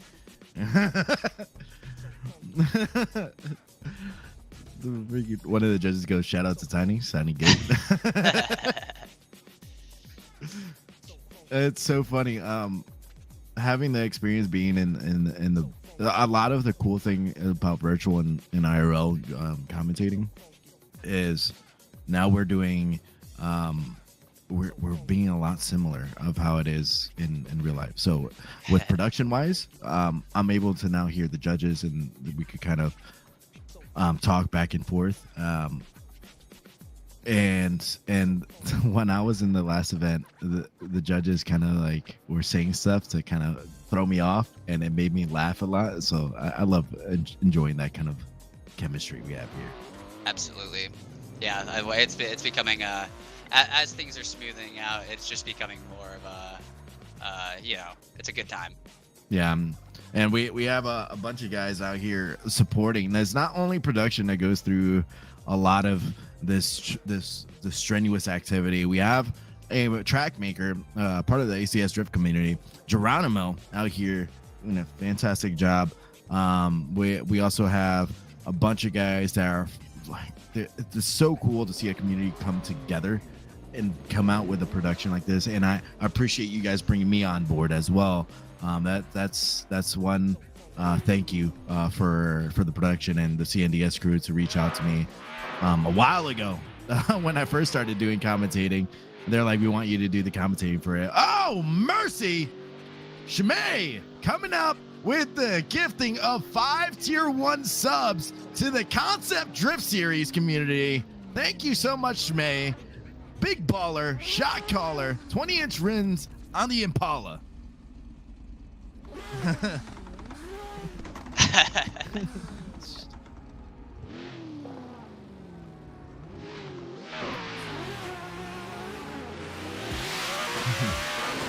Well, I gotta give love to where love's due. When you guys are supporting the community, when you're out here and supporting the community and supporting everybody, that's what I'm all about. And it's so cool to see that. Yeah, the community, the community out here is, when you find the right people, it is just the most supportive and just the greatest community. Yeah. Everybody out here supporting each other. Yeah, it goes like that kind of thing. It gives people that mentality, and it brings up another quote for me. And it goes, when you're having buyer's remorse about the new booties, I ain't got no problem spending all that money. And that was also by T-Pain. Jesus. Hey, Stupid Fast Gaming gifted a tier 1 sub. Thank you, dude. Nice seeing you out here. Appreciate you.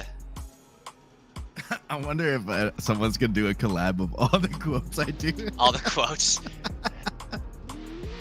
Hey, we're close to a hype train, guys. Can we get one more person to sub? Come on. Get one more sub out here. No, we're in practice. If we get a hype train, that'll be insane. Let's go, guys. I will hype it up. Let's get a hype train before the comp, and then right as the comp. Brandon Shorten with the biddies out here, making it hail with the 1 diamond biddies. Appreciate you, my man. Coming in through Brandon Shorten. Stupid Fast Gaming with the tier 1 sub. Let's see if we could get a hype train out here. We are so close. You want to get me riled up right off the rip during qualifying. More biddies from Brandon Shorten. Shmay with more biddies. Oh, mercy, just making it hail out on the track. You know what would be cool? The drivers, I hate this. And we have a bit goal, and it initially starts raining on the track.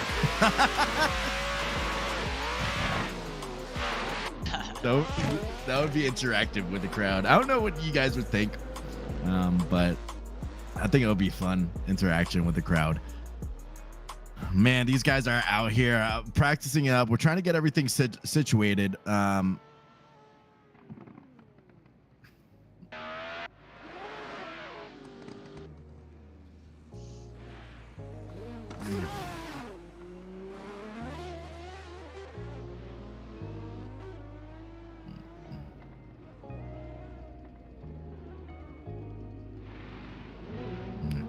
So we're hearing back from the Shmay, you with the 100 biddies. Anyway, No, don't worry about me. So we have 28 competitors out here, but there's still gonna be an elimination. Not everybody's gonna be in the bracket, but okay.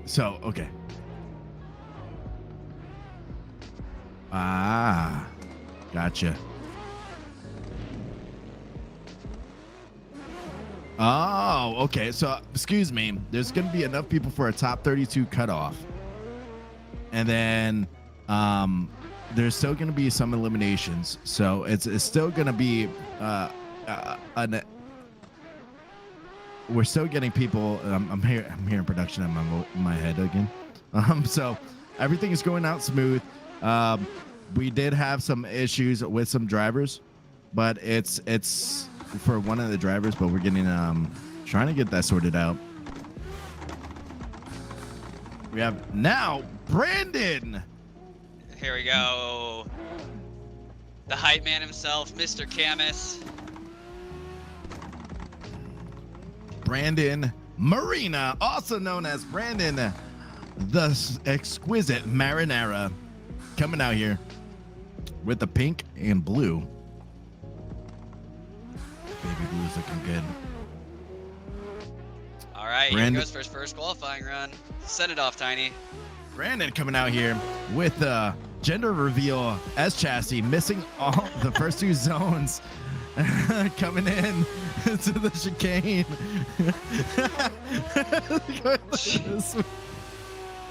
I checked myself up.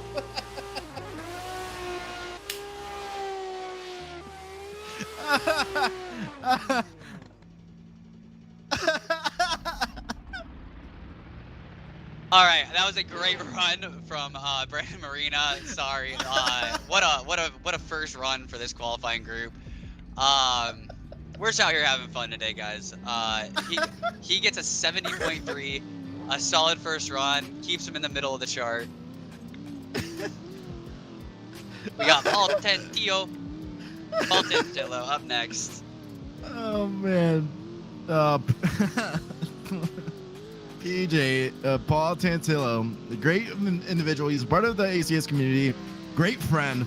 I am excited to see how he does. He's been practicing for the past couple of weeks on this track. Paul Tantillo is out here with that BMW ACS livery, coming in with a nice flick with that feel. Sponsored. Wow, going in, filling it out, going into that second outer zone, coming in. PJ is out here, filling in the chicane, being extra spicy, tucking his tail in with some left for braking, not too crazy, all the way through. Rowdy as can be with that BMW. Oh, mercy, going into the power alley. And man, that was a feisty run from Paul Tantillo, coming in to the second type of competition, like second round. The last competition, maybe some nerves, but this one, he did a decent run for the first run.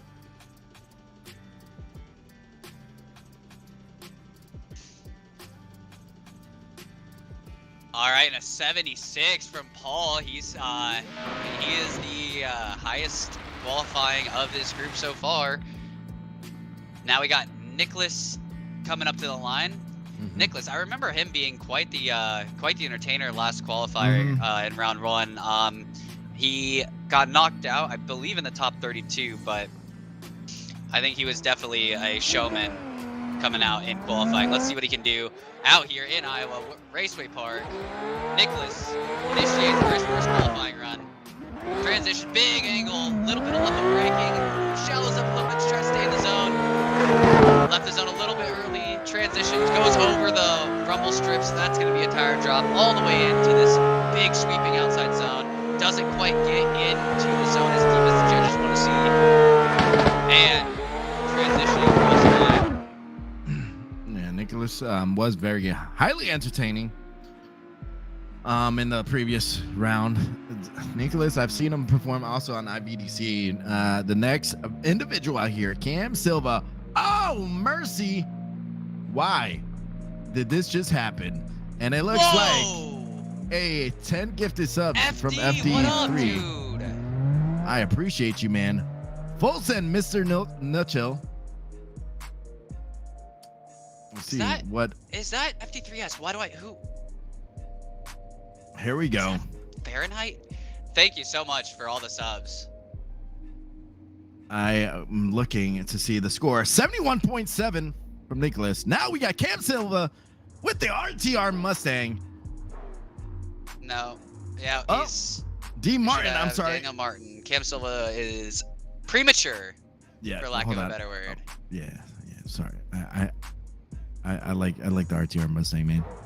Rowdy. Daniel Martin's behind him. He's like, hey, bud, get off the line. Hey. Yeah. Reverse. There we go. Daniel Martin is now going to be driving up to the line.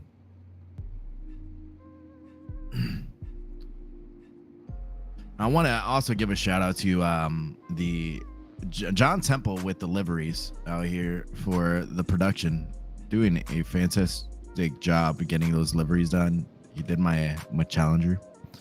Sick. But we Daniel got the Martin, lime green Supra. Send it, Shmee.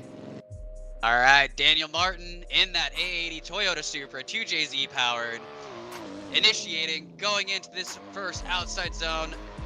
Little shallow angle, little late on the throttle to that zone. Transitions, beautiful transition over that inside clip. It looks like this car is just floating down the track. It looks like he just has that thing totally under control. Little bit of correction there into that inside clip. And across the line, what a run. Not bad. Few corrections, a little bit of bobbling. It's the one thing I noticed with the track, there's gonna be a major choke up. The choke up, there's gonna be the chicane going into the final sweeper is gonna be the huge choke up. Next, we got Michael Varys out here with the S2000. Michael Varys is coming in here being rowdy as can be. Daniel Martin got a 70.7, and it looks like. All right, Michael Varys coming up next. Oh, the Mr. scoreboard is Blastoise. fixed. Oh yeah, the qualifying live scoring is fixed, so you guys can see the first top 8 up there in the top left of the screen. These are the accurate scores for anybody that was wondering. We got Blastoise out here. Michael Varys popping off, exhaust out the hood. Small car, big engine. Here we go. AOM driver. Wow. Blastoise throwing it down here. Big angle. Left foot braking to stay in that zone. But look at this man. You can tell that he has driven in this chassis for a long time. He's got the G meter or the G lights up front. This car has been worked on day and night for a long time. Left that zone a little bit early. Coming into this inside clip and transitioning over the line. Goes wow. That Michael was Varys. insane. I would say it's a qualifying score to get him in the show for sure. Absolutely. He from the first round to now, he took the notes. He came and he's now attacking. He came back fighting and coming out here. And let's see that score. What's that score? It is a 74.7. Hey, that's a good score. That gets you in the bracket. Now you can send it on the second qualifying run. Let's have some fun. Let's have a good show out here. Vera's doing a fantastic job. Next, we have Cam Silva with the RTR. All right, Cam Silva was a little bit excited earlier. Let's see if he can throw down a run equal to his energy. With compared to last time with Varys, we'll go back to that. He was a lot smoother compared to last time, and he was just on it. So Cam Silva with the RTR Mustang. Here we go. We got the lights. Let's see if Cam Silva performs out here with that clean livery coming out. Gray, blue, and black coming in with a big flick into that first outer zone. That was coming in with a lot of left foot braking. He is coming in and he's struggling to fill out each zone. He's coming in and tried very slow transitioning throughout each zone, and he's trying to use left foot braking to get himself. Is he trying to get at least a scoreable run? But I don't think that's enough to get him in the show. Slowest run I think I've seen all day from Cam. I only saw like 50 mile an hour down the track. That's 10 mile an hour slower than most drivers. Man, you know, this is a PG stream. I usually say certain things that people are slower than certain kind of activities, but yes, sir. that was as slow as probably molasses, but he was able to fill out each zone. Going into speed wise too, if you're consistent with the momentum throughout the whole thing, we've seen it in the final round of FD. With speed wise, if you're filling out the zones and being consistent with it, it's not as normal.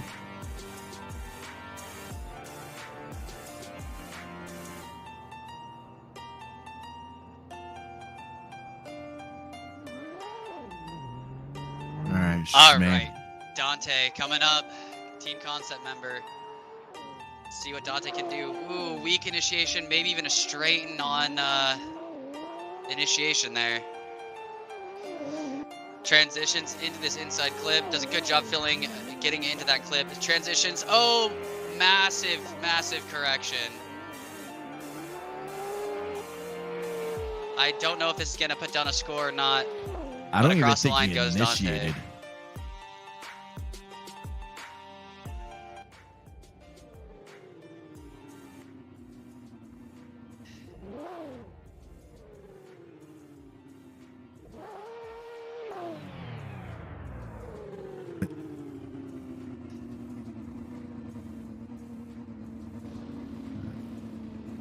All right, it looks like he got a 62 on that.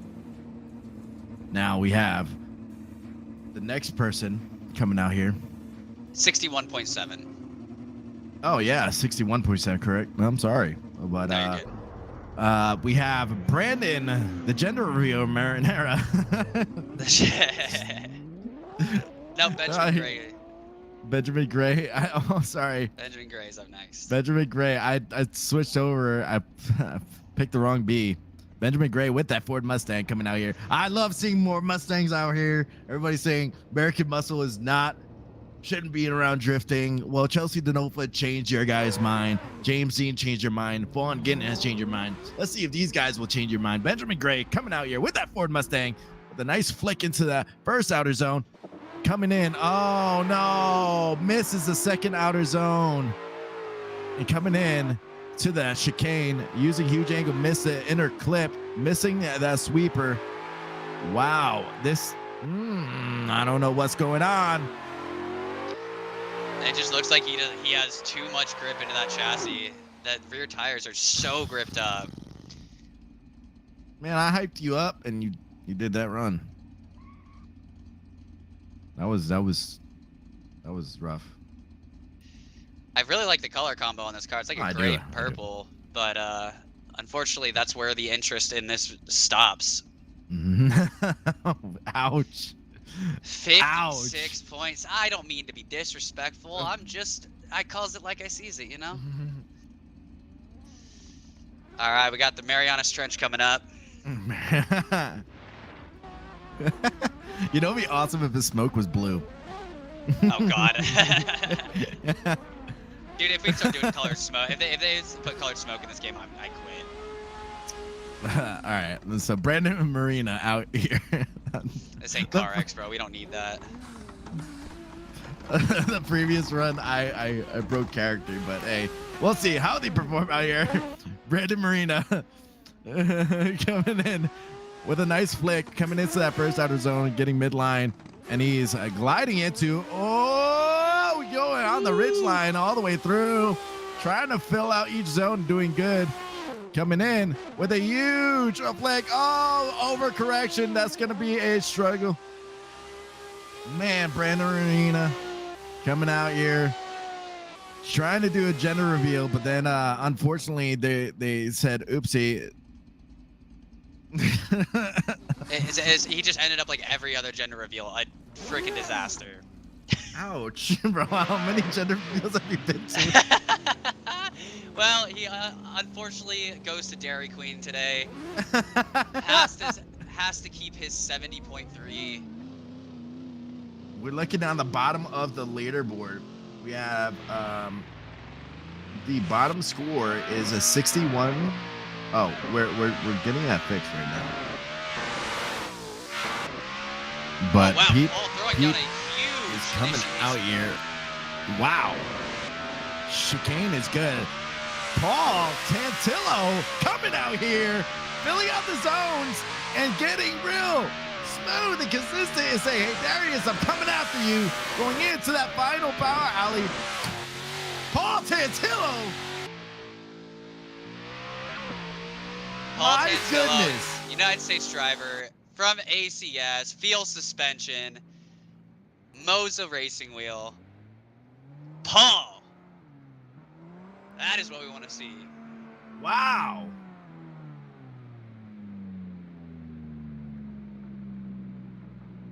Wow. We're getting the judges coming in. Hold up. Let's see the qualifying 90s score. Club. Let's 90.3. go. 90.3. And Paul Tantillo came out here and says, when you're on a first date and you're already mentally planning your wedding and if you feel that way, go ahead, kiss your head for, baby. Let's go, baby. Let's get it. I messed up that quote. Oh man, I'm just astonished by how insane. Oh my God, that was insane. All right, Nicholas coming up with his last qualifying run. Huge flick, barely missing that zone. If he could have filled that zone, that would have been the spiciest initiation we had seen all day. Nicholas throwing down a heater of a run, just needs to stay in these zones. A little correction there. Left foot brake and saved it. Straightening out. Wow. And he goes across the line. Paul Town. I'm so, it's why it was so exciting to see Paul run like that. This is his first like legitimate comp that he's been in. Second round first round he struggled a little bit, but the second round he came out here, he's like, yo, I'm gonna send it, and he did it. He's a man of his word, bro. Number 1 qualifier today. Wow, that was insane. All right, Nicholas throwing down a 68.7.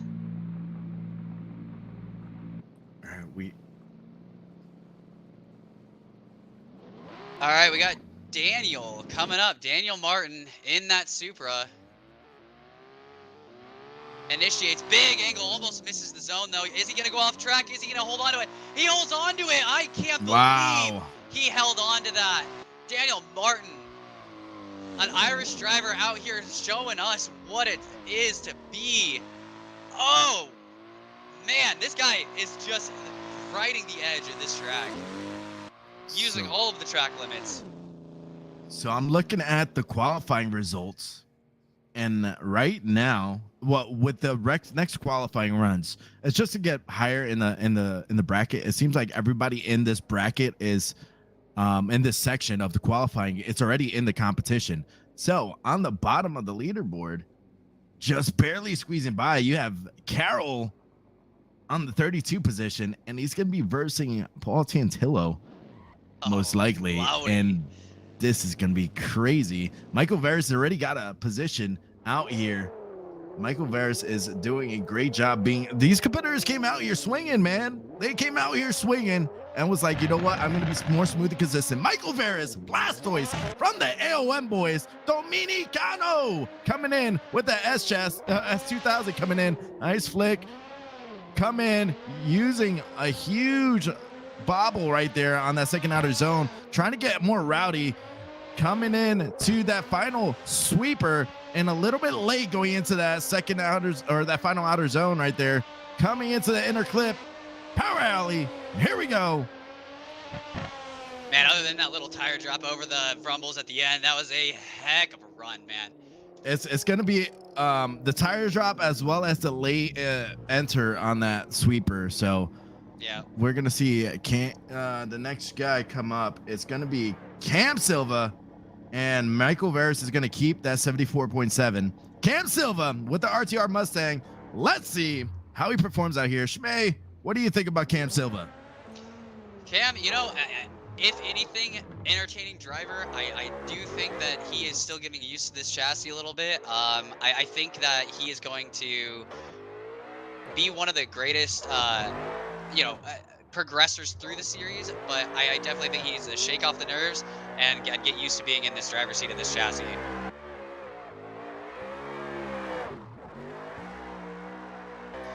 All right, and Cam halfway through his run here, all the way outside. Little bobble here, and as you can see, he's a little slow. I don't know if he's been on the brakes this whole time, but shoots up 20 more mile an hour at the end. I think he needs to stop riding that brake, and he can really throw down a run. He just has that car a little too gripped up. I think it was not he didn't brake as much. It's just more of the angle, and the tires wasn't gripped up. Dante is coming out here. He has no trunk. I guess he lost the trunk on the previous run. He's trying to lose some weight. Coming out here, Dante. Let's see if you'll be an Inferno coming in here. Dante just needs to put down a score, a good score. Yeah. Well, yeah, he's in the show. Just a little shallow on that zone there from Dante. Transitions, a little shallow on that zone, almost over the rumble. Let's see if he can get into this outer sweeper. And he does. Oh, he almost straightens. Comes out a little bit early. But he might get a better run than his 61.7. Misses that inside clip. But this is a huge progression from what we saw. He actually is getting scores down where we did not see that in round 1. So... Yeah, I think the big thing is the late initiation is going to be causing it. And then, yeah, that was it. He was over the line before he the initiated. He gets a 0 Unfortunate. on it. That is a DQ from Dante. Homie's going to meet up with his friends at Dairy Queen.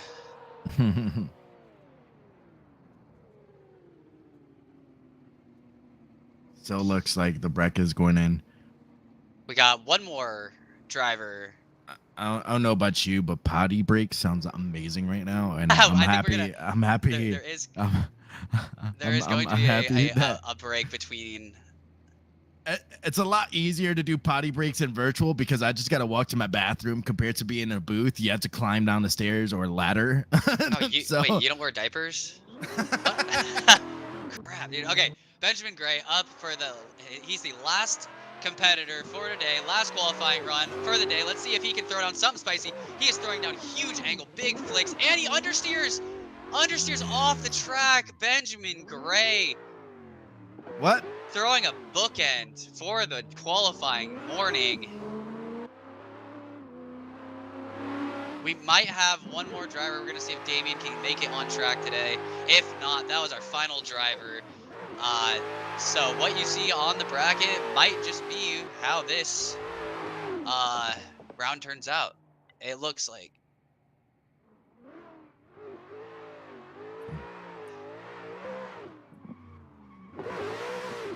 So right now we have Paul Tantillo, Igor Rozkov, and Garrett Shaw as our top 3. Number 4 is Vladim Abramov. 5, Darius Ostreka. Brandon Shorten 6th. And then we have what is that? Is his name? Hold on. Darius Ostreka? No. Sorry. Brain fart? Yeah, well, my sheet just disappeared on me. Okay. So 6, we have Brandon Shorten. We have Carolee. Okay. Yep. Gotcha. Carolee Durham. Jeff Dunham. Riley Durham. Ernestus and Alexander Matet is our top 10 for the day. We're waiting. We're seeing if the repair is done for Damien. But he seems not Damien. Is it Damien? Damien Rosario. But if he's unable to get that done, that'll be the final qualifier. But I don't know if that's going to happen. The battles.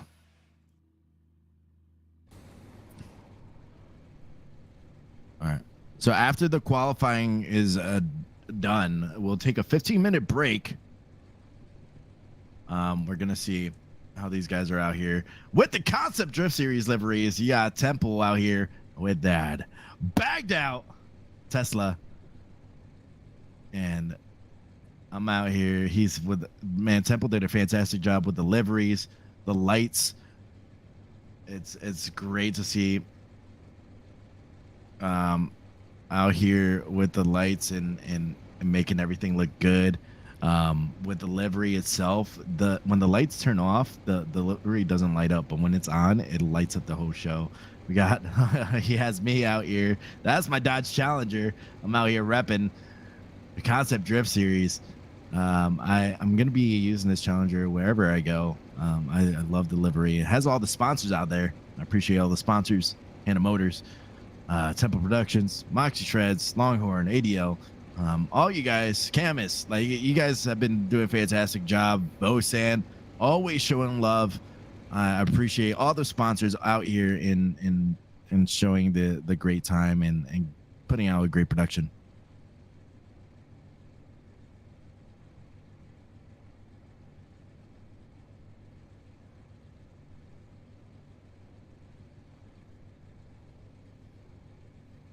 And by the way, these cars do drift. So the production cars do drift. We have our own physics. on there.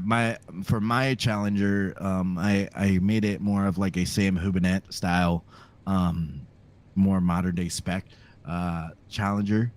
So it has that Viper motor in it, and it's a tube frame. I'm still working on trying to get more stuff done to it. Just haven't been able to have the opportunity to do all this stuff, but luckily we have a long season ahead. Not going to see much changes going on, but if you guys are always able to, we're hanging out on multiple Discords, CNDS, the Concept Drift Series Discord. Always check them out. ACS Drift is one of the main guys that are out here that one perform. They sponsor some of the cars as well as help make the tracks for the cons. Actually, they are making the tracks. ACS Geronimo is making the tracks for the series. So if you're ever out there, I'm usually hanging out in the ACS Discord. Shmei is a great dude. He's probably hanging out in the Concept Drift series. I've seen him in the ACS Discord as well. Mox, all the guys are out here. We're all cool. We always love to have conversations about drifting or anything in general. And it's daily. We out here. Yeah. There's someone out here every day on track. So Noob Shot, I just want to say thank you for coming out here, supporting the stream, and obviously for helping some of the technical side of it. So thank you, Noob Shot. Reaper, commentators, 1v1 halftime show. No. Are we fighting or? Oh, I don't know. Sword fighting? Wait, what kind of swords? Yeah.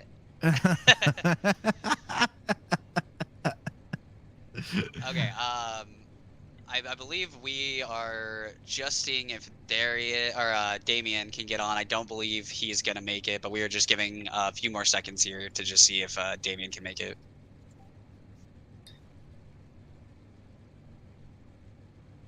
I'll be out there, and it would be like the T-Pain lyrics when you have no idea how to dance at your company holiday party. She popping, she rolling, she rolling.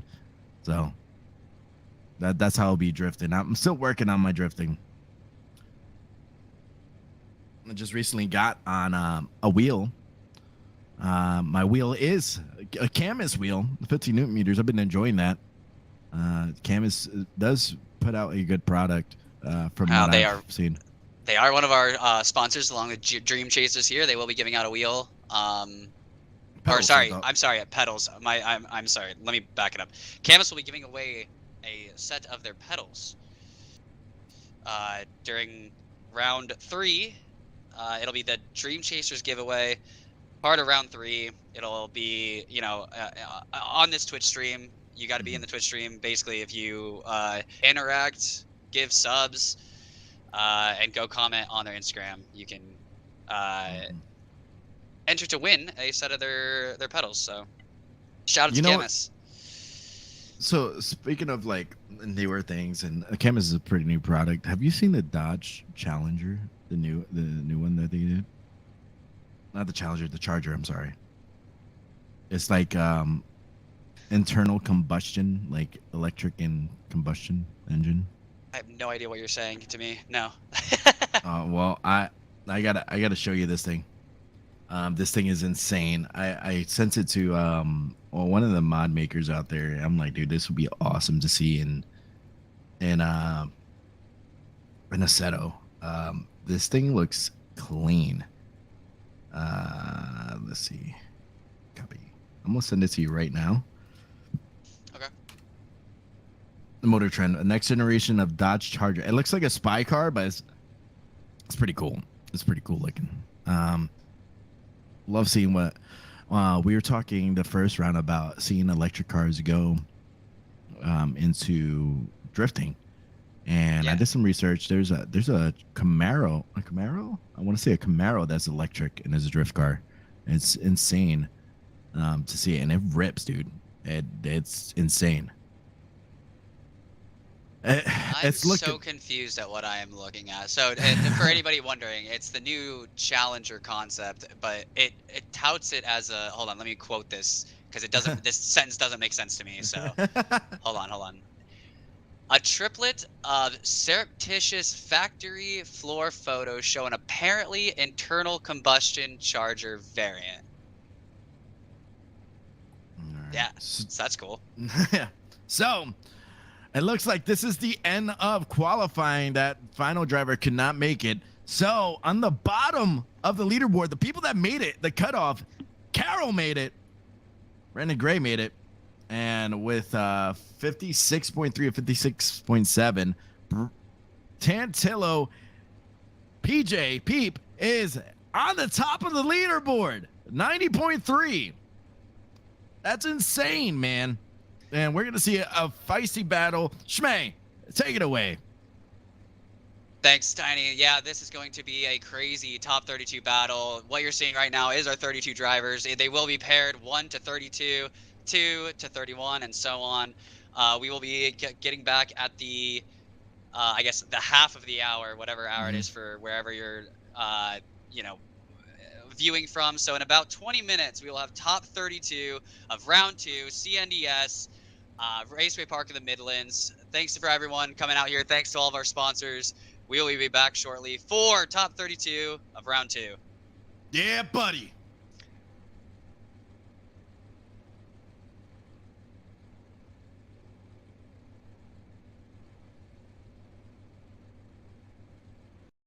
Ladies and gentlemen, welcome to the Concept Drift Series.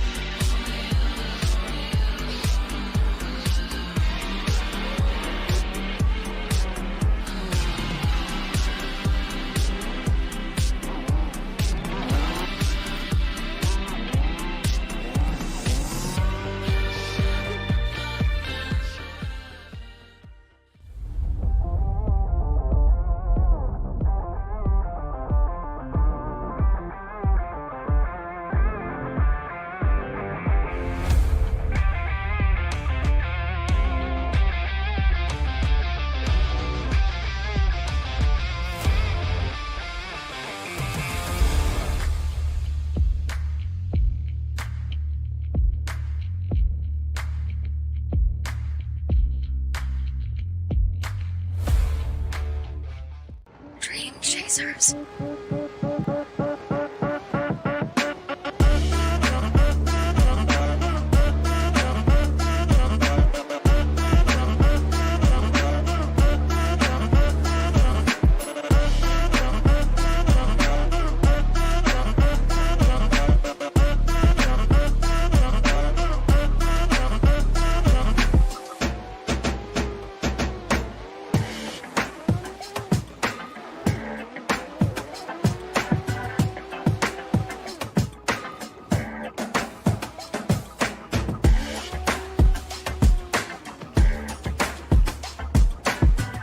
Dream Chasers.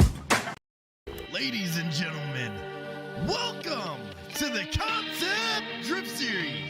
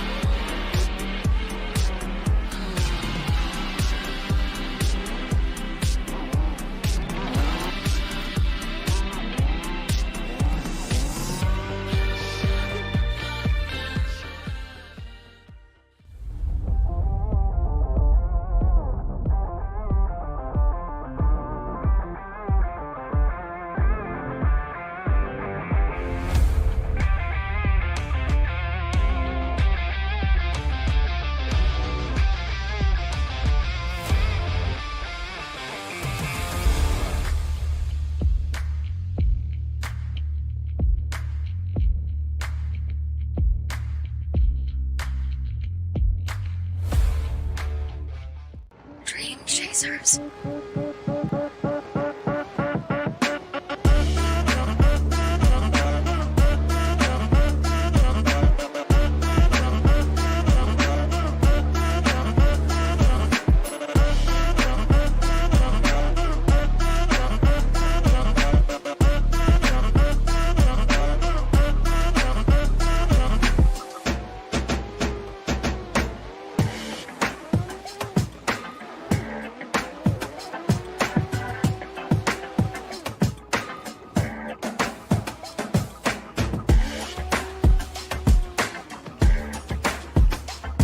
Dream chasers.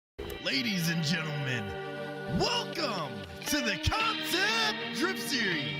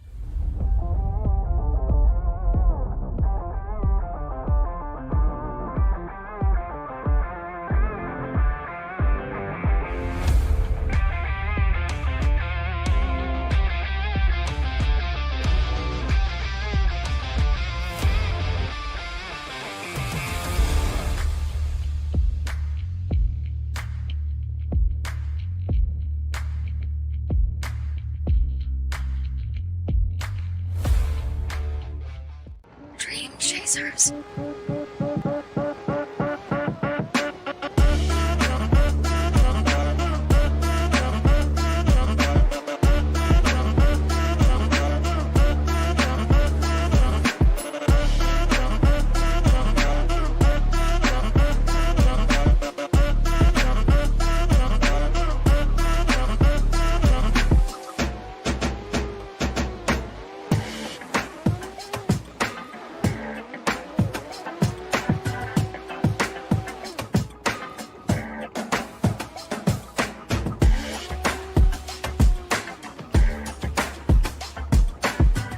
Dream chasers. Ladies and gentlemen, welcome to the Concept Drift Series.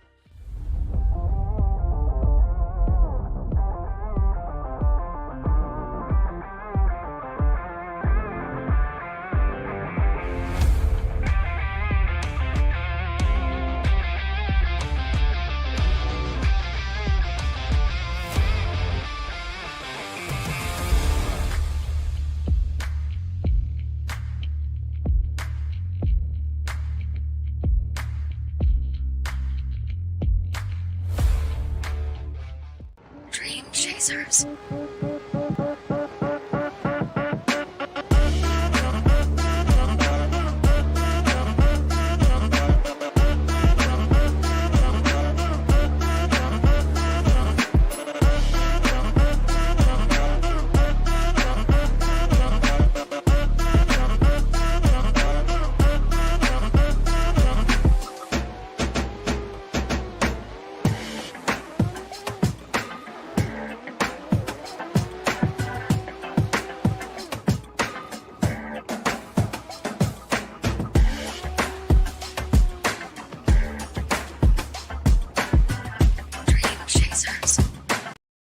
Ladies and gentlemen, welcome to the Concept Drift Series.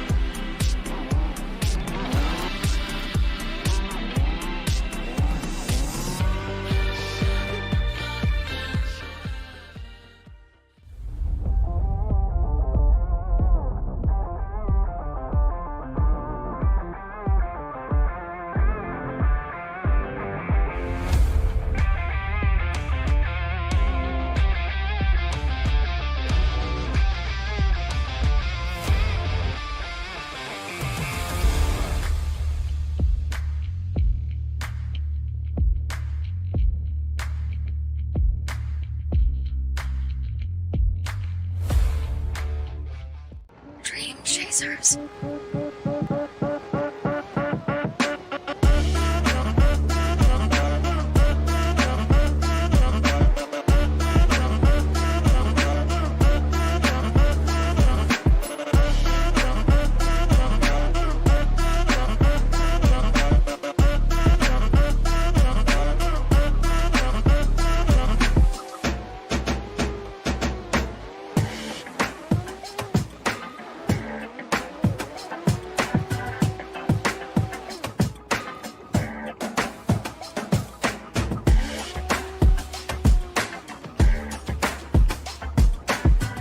Dream Chasers.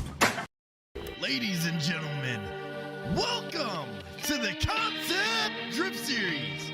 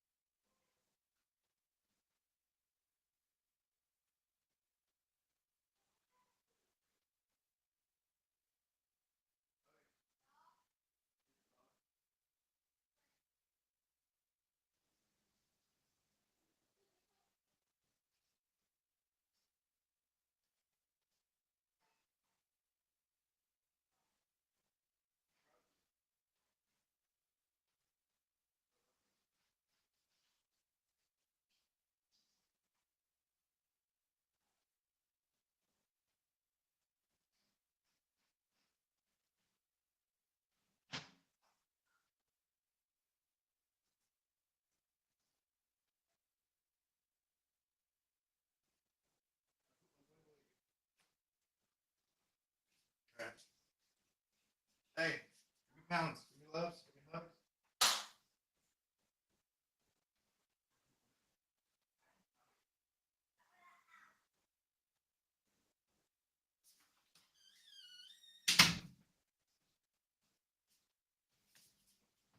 All right.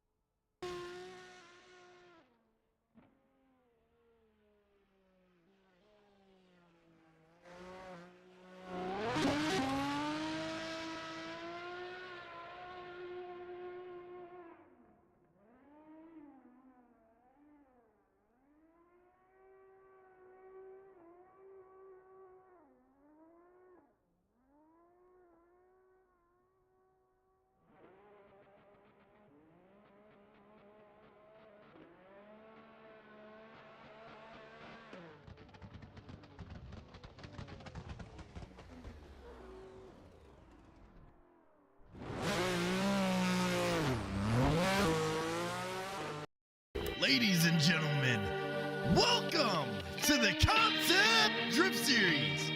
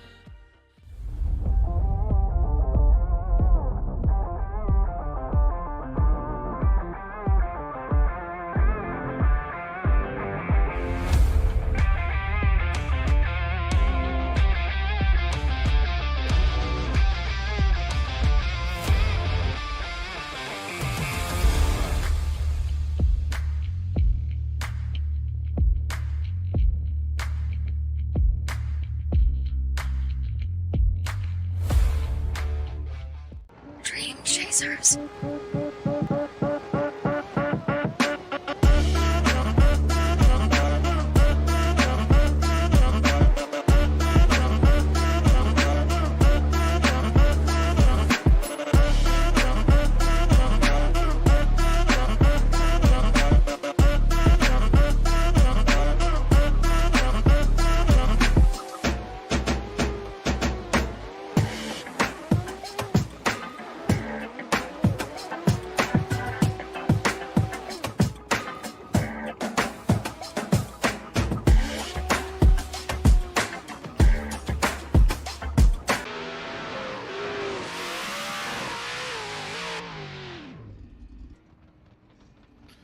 Ladies and gentlemen, welcome to the Concept Drift Series. We are at our top 32.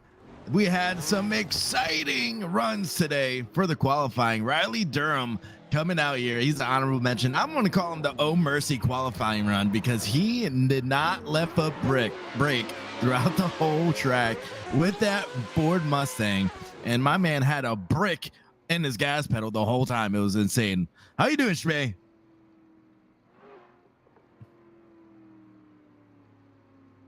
Shmay got his mic muted in TeamSpeak, but we're gonna continue on. But you get Shmay? I'm all good, man. Still working out a little mixer here. Yeah, dude. I was basically just recovering from qualifying because it was absolutely insane. Yeah, I'm recovering over lunch. And man, these guys are out here. We have our first battle is going to be Paul Tantillo versus D. Carroll. What do you think about this matchup? It's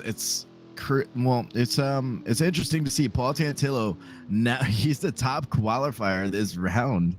I got to talk to him a little bit during our break, and he was like, I just don't know what I did. I just was like, you know what? I'm just gonna have fun and send it, and he did it. Absolutely. I think, unfortunately, this is kind of a battle between a Titan and a person from Whoville. I think Tantillo is going to show some dominance here. Assert dominance, and I'm excited to see what he does on the lead. So let's take it away, Shmay. Let's wait for these lights, man. All right, we are about to send off the top 32, round 2, CNDS, Raceway Park of the Midlands, Paul Tantillo versus Diego Carroll. Paul in that field suspension BMW versus Diego in that GT86. Here we go, first battle. Paul pulling away, Diego immediately over rotating and almost straightening out. Paul throwing down a heater of a first lead run here. Paul just putting on a clinic.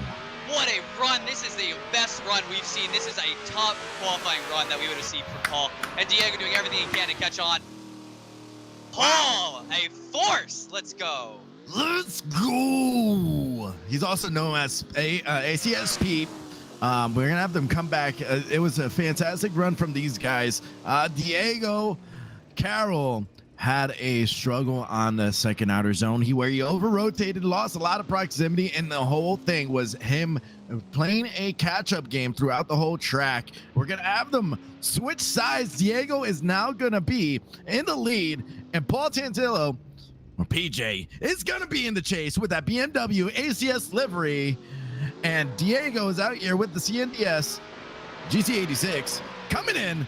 The lights are good. Diego Carroll, let's go, man. Let's send it. Let's go out there and put out a banger of a lead. Paul Tantillo is going to be safe and trying to get at least a chaseable, a good conservative chase. And tire drop from the lead. Diego is trying to come in. Oh, here comes BJ coming in, getting doors, baby, all the way into that sweeper, losing some proximity so it can give him some room to get that inner clip. Transition is good, and getting doors all the way. Oh!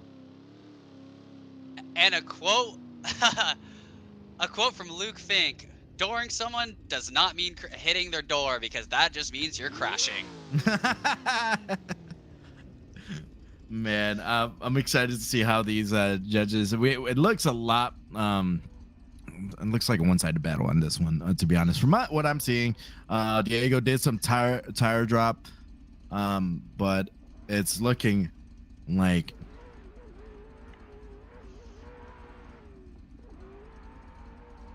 we're waiting to see how these guys coming out here, and I think the judges came up with the decision. And it's looking like Paul Tantillo is getting the win.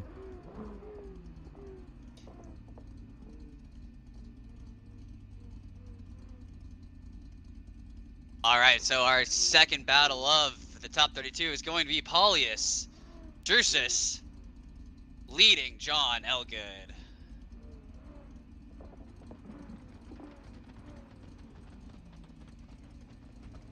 Let's see if they can live up to that first battle.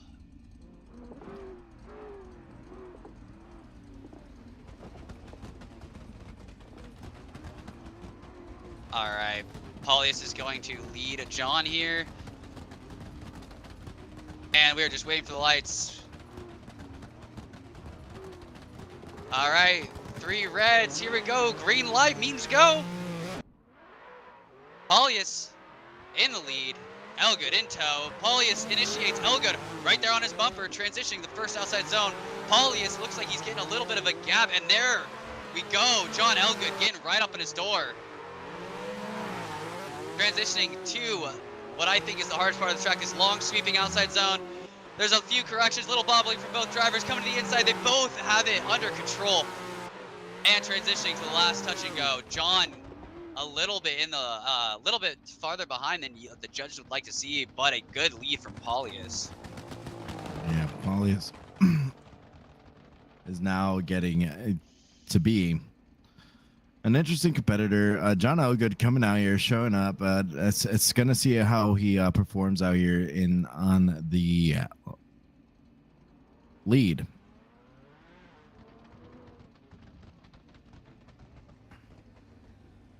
We're waiting for it.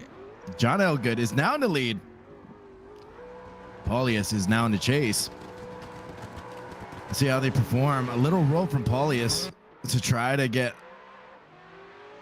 a catch up with John Elgood, with a huge flick from John Elgood into that first outer zone. There's some contact on the transition. John Elgood is continuing on, going to fight through it. The zone. Paulius is right there dooring him. That chase is insane.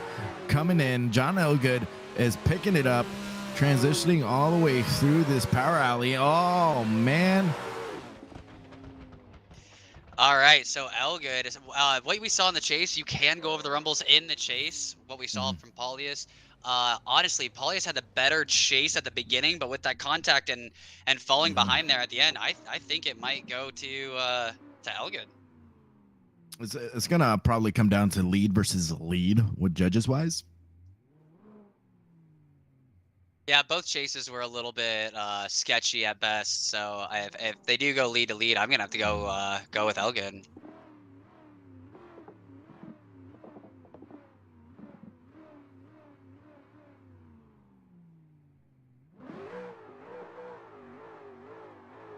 All right, judges are making a decision here.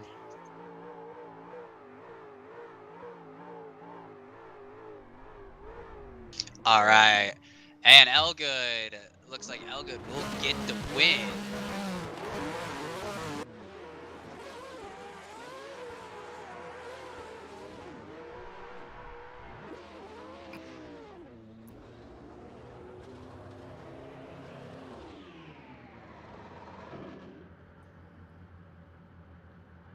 You're right.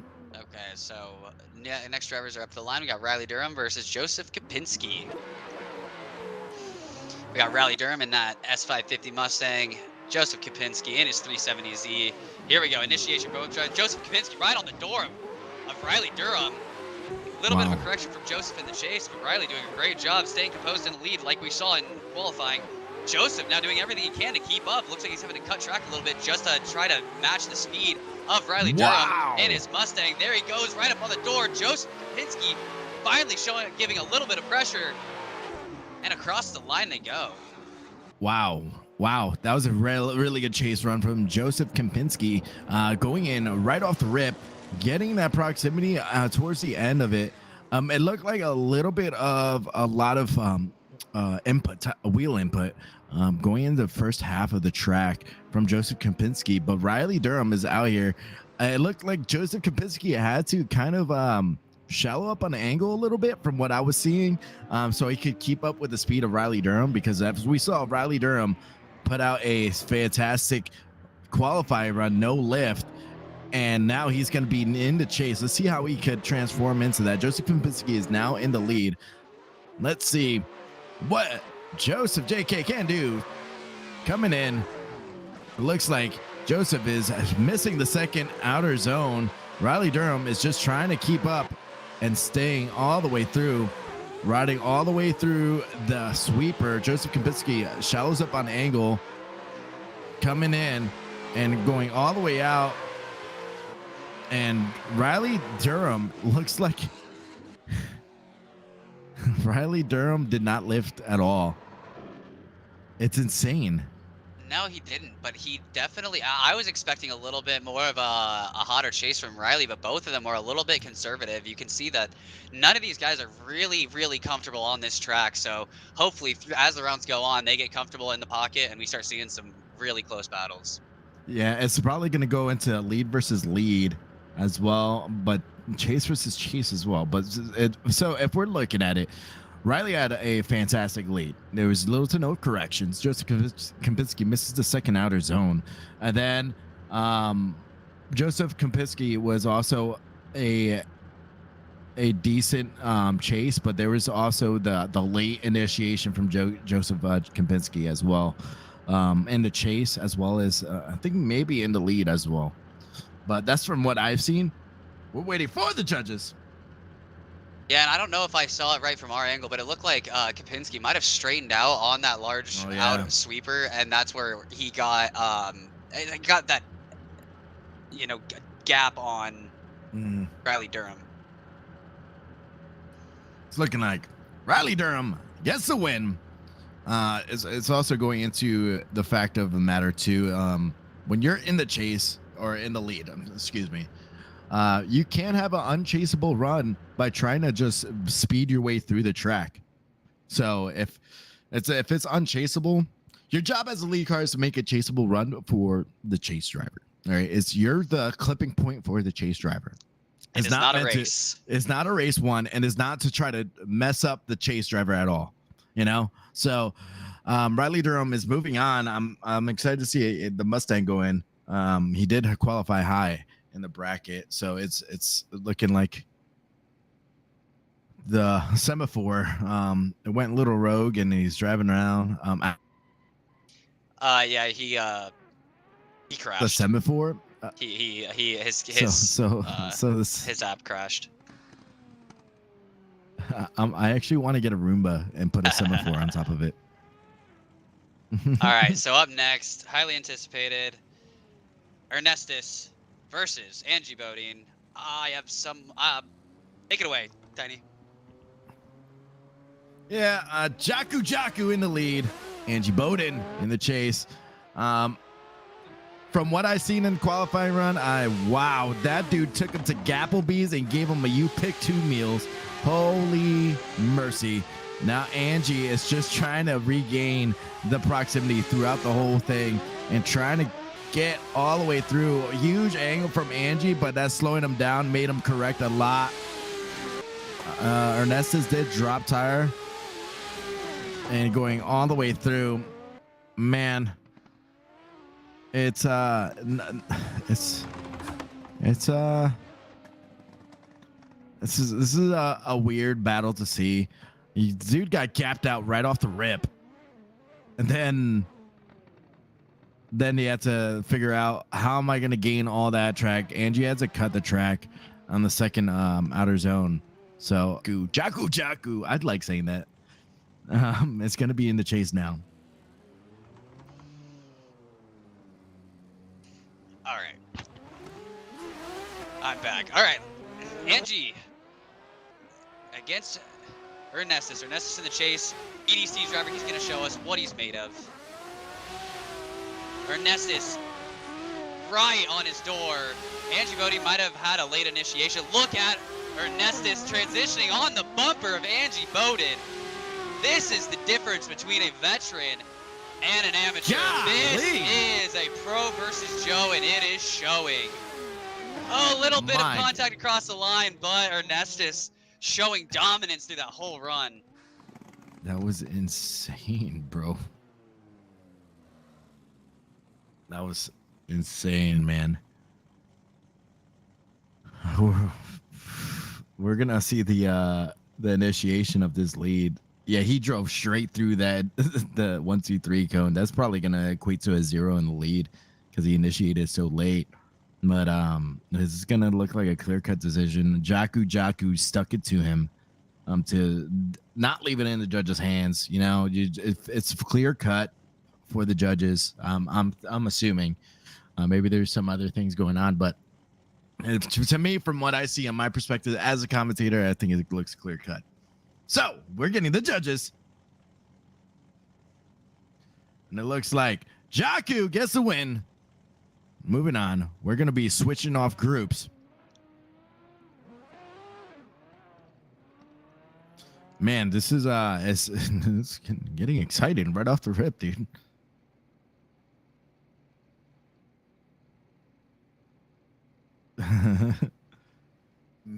Read in the chat. Nothing like trying to line up the semaphore on stream. Yeah, can you imagine that?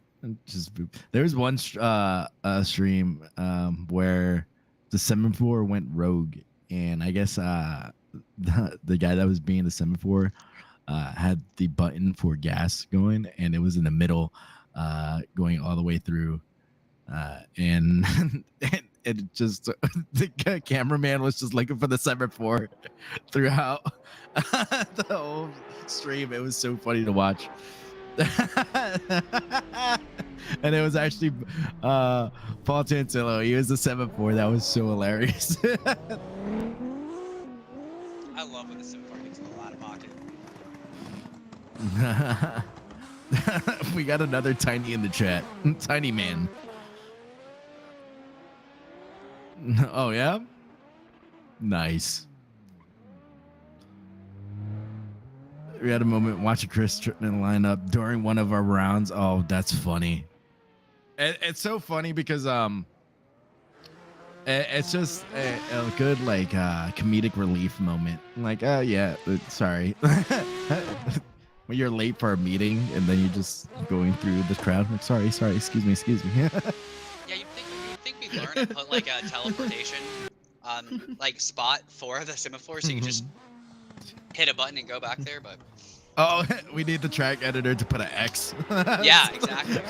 So the semaphore knows his mark.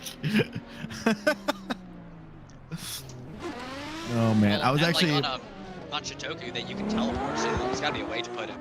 Oh, that'd be cool. Gotta be a way.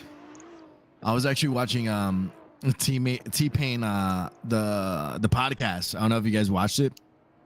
And he makes his guests sing karaoke, right?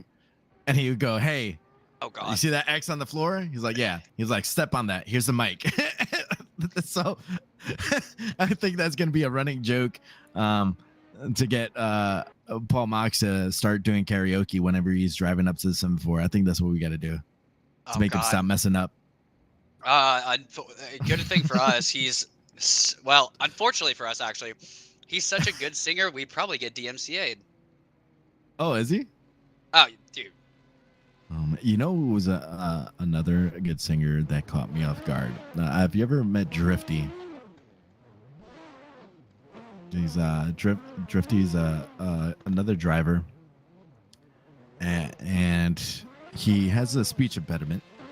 He stutters, and he sang his heart out, and I'm like, yo, where did this come from? And it's just something that switches in his brain that makes him be able to sing. It's cool to see. But we have our next competitors are getting up to the line. Jaden Welsh is going to be in the chase. Vadim Abramov with a flanker is going to be in the lead. Is his name? Damn, I took too long. Never mind. I was going to make a joke and I took too long. Sorry, I was going to say, is his name Ozzy Osbourne? But my mouth I was eating. Ozzy Osbourne? You said your buddy has a speech impediment, but can sing. Oh. It was a bad joke. I was too late. I got you. Yep, I was okay. Yeah. Just for that, take this away. All right, Vadim Abramov in the lead. Jaden in tow. Vadim throwing a huge initiation. Jaden doing everything he can to get up to him, closing the gap around that outside zone, going through the first inside clip, and Vadim is just putting an absolute gap on Jaden. Jaden doing everything he can, cutting track to keep up, and Vadim is just putting him in the hurt locker. Man, Vadim on a freaking tear.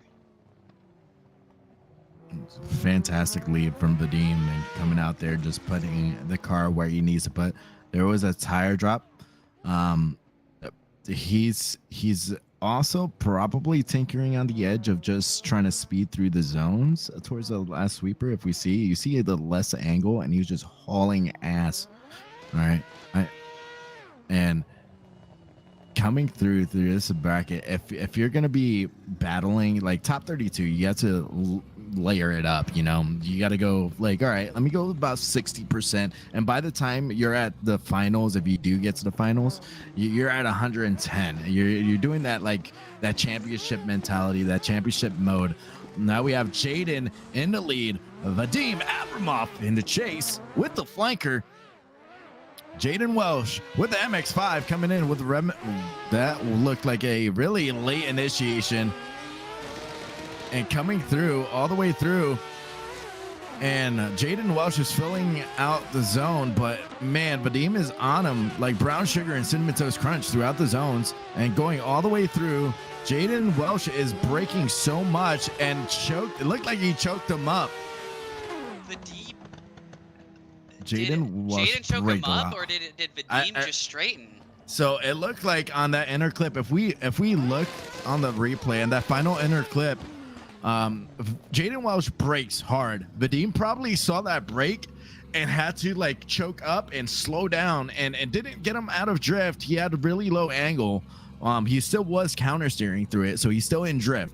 So it looked like a major choke up from Jaden in the lead. It was a very struggle for a lead to chase, you know. It looked like not terrible. It looked like a very poor lead in that sense, but that was a big choke up.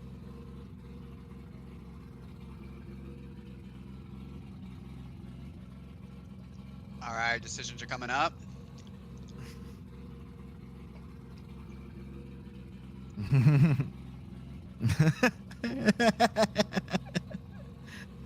All right, and it looks like Vadim is gonna move on.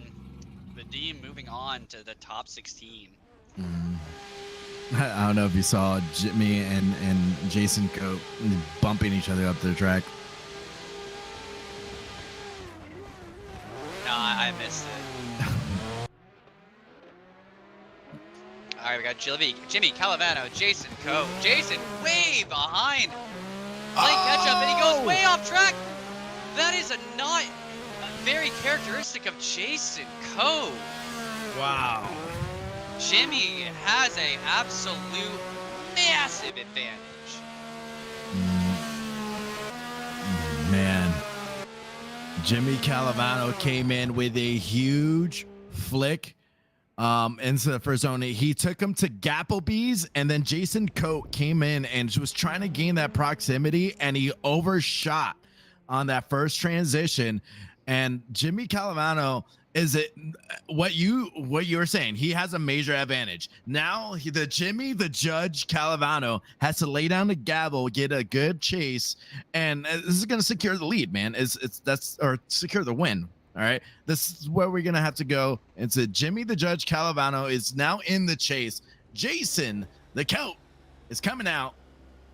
Here we go. Here's the lights. Jason Coate, hailing from Canada with that S chassis. Jimmy Calavano with the A90 Supra coming in and trying to get at least a oh man, he is getting on him on that second outer zone all the way through. Jason Coate is continuing on a little bit love tap, but that is not going into a major tap that made him correct throughout that transition. Jimmy Calavano is staying right on him, and man, Jimmy the Judge Calavano comes out here and lays down the hammer.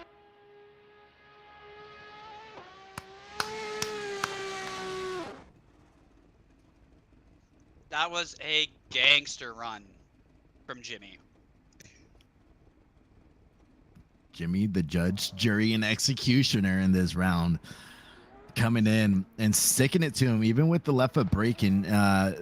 He was having some struggles at times in the first round that it seemed like the left foot braking from the other competitors was affecting him. But then I was talking to him like, just stick it to him, dude. And if it slows down, judge's decision is coming out. We're winning. No, we hear order in the court. Let's get order in the court in chat. And Jimmy Calavano. Every time Jimmy gets to the line, I want to see order in the court in the chat. There we go. Yes, order in the court for Jimmy. All right, Darius Estreka versus Quentin Schmidt. I love these battles, just like where we saw our Nestis, these really pro drivers going up against these guys that are maybe not very familiar with comps or even haven't been in a comp before. So Darius in the lead, gets that fresh air, transitioning, big angle. Darius throwing down a huge outer zone or angle and outer zone there, transitioning into the sweeper. Man, look at Quentin Schmidt. Yeah. Giving Darius a little tap, saying, knock, knock, I'm here, Darius. Oh, and he goes wide and misses and might have straightened. Quentin straightened. He straightened completely right before he man, that looked like a complete straighten right in the end of the run. I'm so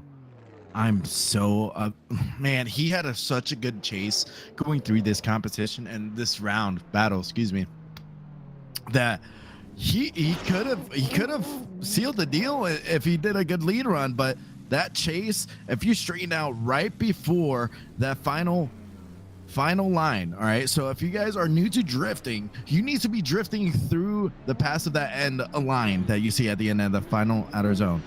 So we're seeing Quentin Schmidt in the lead, Darius Ostreka, Darius the Silky Ostreka in the chase. We're coming up with nicknames, folks. All right, Quentin Schmidt, Darius Ostreka. Let's see. All right, we are on a little pause from production here. Okay.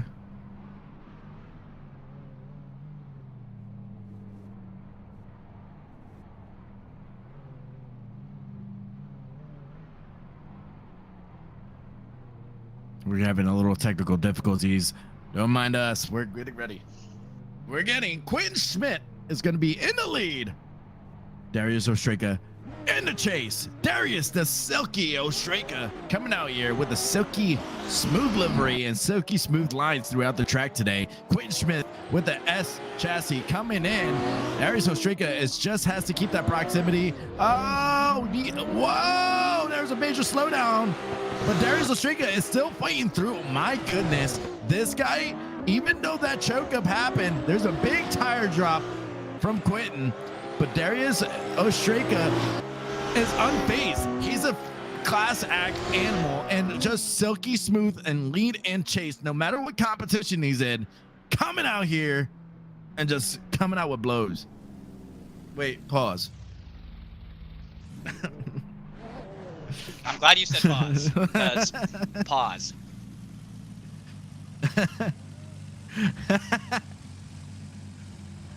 I'm clipping that. How far are we in? 3 hours, 38 minutes, 40 seconds. I'm clipping that. I'm using that every time every time I go into Discord. It's gonna be that clip.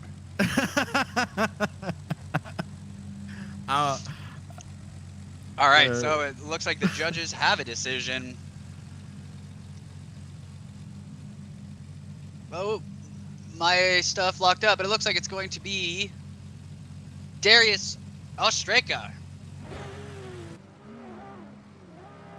My goodness, Darius Ostraka out here. Jordan Eden in the lead with a Rocket Bunny S chassis and Daniel Martin. Oh, what is going on? That guy was sleeping on the line. Jordan Eden coming in. It had to.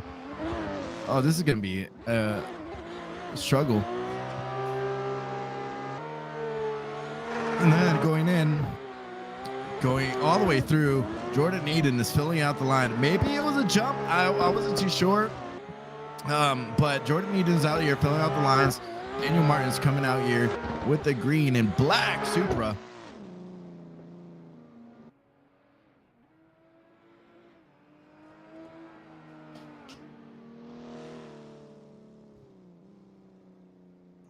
A little bit of a weird.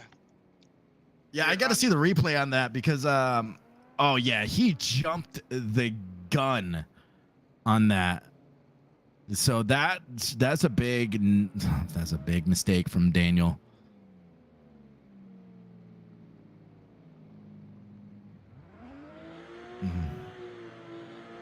So we're gonna see them switch sides. It was just a weird jump from Daniel, and it ended up biting him in the end. So here we go, switching it up. Jordan Eden leading Daniel Martin. Let's see how Mr. Wolfie, Jordan Eden, does in the chase.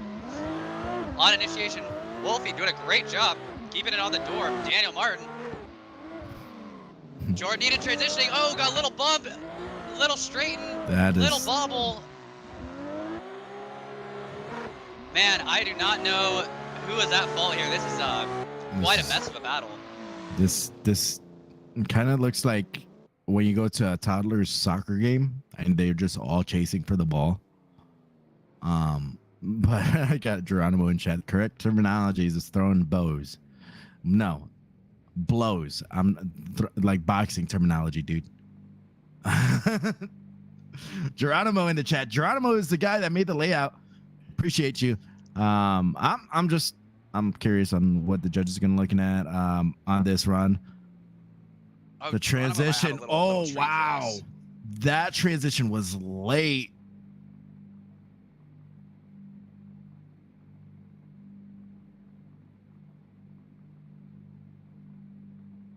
And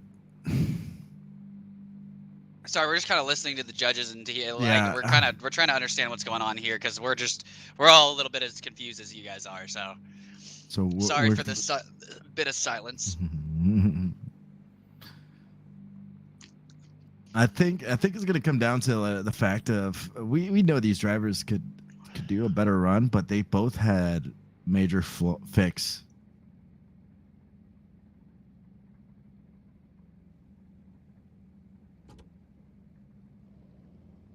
It looks like it's a one more time. I'm gonna have them go back and forth. Let's see if they get a cleaner run. Our first one more time of the day. Yeah, I agree with this call because it was a lot of mistakes from both sides. It's just where it comes down to that fact. And it was mistakes on both ends. You know, like take it the jump in the beginning from the chase. And it's Daniel Martin just has to clean everything up, and this is where he now needs to show up. Yeah, Wolfie is, for lack of better terms, a he likes grip in his car. So if he goes up against someone Is he a taking little, the Chelsea Denofa approach? what the Oh no. heck is? What the hell is Daniel doing? Okay, I thought he was. Bro, I thought that he was using that to just run up. I was about to lose my mind. I gotta use that strategy sometime. All right, Wolfie, Jordan Eden leading, Daniel Martin. Daniel in the chase. Let's see what he can do. Great initiation from Jordan Eden. Daniel struggling through this first half of this track. Oh, it transitions. Oh, straight. Almost a big collision. There was almost a T-bone situation there. Wolfie staying composed as ever through that entire thing, while Daniel is driving the struggle bus behind him, it looks like. Huge mistake from Daniel. Huge mistake from Daniel for straightening, man. Yeah, you think that's going to be a zero for Daniel in the chase? That's definitely going to be a zero, man. His wheel straight. If you look at the replay when he's going in, so the big thing, key factor when you're looking at this is the wheels, the front wheels. If you're going to look at this replay and they're going through, you'll see his wheels straighten out and he locks up the tires and then trying to get that proximity. But we got Jordan Eden now in the chase. Jordan in the chase, Martin in the lead. I think I mixed up both names, but let's go. Daniel Martin, let's go. Let's see how you do a lead run. Looks like it possibly is a zero in the chase. Jordan Eden needs to have a successful chase right here and keep that proximity through. No, that was a weird, really slow initiation, and he is trying to just fill out each zone, and Jordan Eden is trying to get that proximity without making contact and going all the way through. Daniel Martin is coming in. What a run. Wow. That was right there. That was dominance by Jordan Eden. Yeah, Jordan came out here.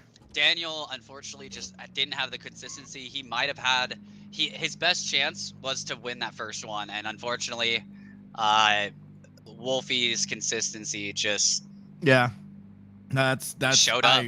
I totally agree with that, Jordan. Even though if you notice on the transitions with this replay, what the great thing about the smoke is you could see everything happening with throttle management. You see a huge less amount of smoke, and that's him lifting off the throttle and then getting back on throttle. So on that transition to that sweeper, he actually lifted, so it slowed him down a lot. But going in, we're gonna see what the judges say, and Jordan Eden is continuing on. We're gonna get the next group of competitors in here. Man, an eventful run, eventful competition so far. We've made it through the halfway point of the top 32. We're gonna see the right side of the top 32, man, and we're just rolling through this. Yeah, man. Awesome. I'd love to see it. That first half is gonna be hopefully easily beatable by the rest of.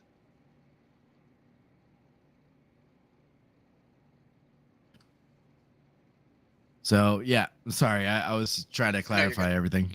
But you were saying like these guys are coming out here.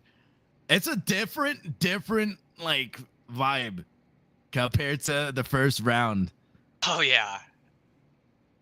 That's insane, man. The first round was, I mean, again, it was meant to be more of a technical track, slower, not meant to really push the limits of the car, just push the limits of the driver. Where now this is pushing the limits of your car. So it's real. These people are having to drive every moment at the limit of what their chassis can do, and it's definitely showing in the chase.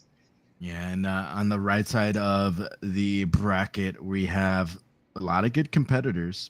All right, Roscoff with that Skyline R35 has been doing crazy. I'm the one thing I noticed with the bigger cars too is that the chase is at times hard to mirror or mimic the angle of the smaller cars, because if you mimic and stay in the pocket, you're tire dropping at times because they're riding the rumble strips or riding the outside border. And the lead, you're fine, but it makes it easier for the chase driver to stay in the pocket and not worry about getting off track. So using a bigger car is it's sometimes an advantage, but it's a major disadvantage as well. I would say that it has its advantages in the lead though as well, because if you have a smaller car, smaller wheelbase, let's say like Will's, you have a super short wheelbase car, then you have to brake a lot to get out of the pocket on transitions, and then you have to surge again back into the pocket. So it has its ups and downs. We also have Samuel the Machine Guns out here. Michael Veras is going to be running against Cam Silva. Cam Silva struggled with that RTR. Brandon Shorten with that C6 Corvette has been doing a fantastic job with. I think he's going to be battling Latham. This is going to be so far this bracket has been top notch. And so far, this track hasn't like really shown us any upsets yet. There hasn't been. It's the veterans are showing us why they're veterans. Yeah, and these guys are doing some practice runs to try to get some tandems in, get the cobwebs off, probably shake off their lunch, and trying to get some good vibes going through. Make sure the tune's good. Make sure all their hardware's working. Make sure every nut and bolt is tight.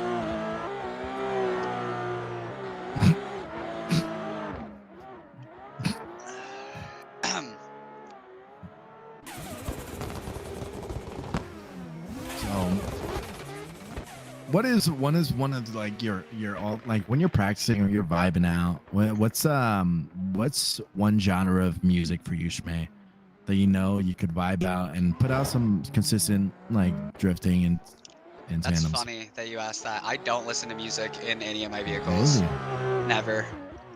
Oh, dude. Unless I'm on unless it's like IRL road trip. Even in town, I listen to my car. Like I have a BMW 135i with an N54, and dude, all I do is listen to the turbos. I just fucking, excuse me. I listen to the car. It's just something I've always done. I never listen to music when I'm driving virtually or in real life. Wow, you're weird. I am. Yeah, I'm very strange, man. It's been a thing forever. I'll listen to the car. I'd rather just enjoy.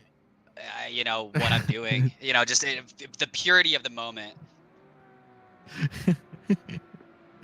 The judges go weird.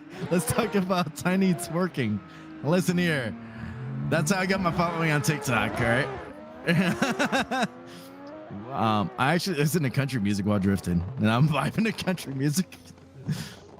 Dude, have you seen there's a meme going around where it's like a what people think I listen to when I'm driving versus what I listen to, and it's always like, cause every time we touch, like, dude, I hear that. It's my favorite. There's another one. Tonight, really. Together. Yeah, dude, it's always like, but like at first it's always Suicide Boys or something heavy, and then they're just vibing, dude. I love that, cause honestly, that be how it is. Yeah.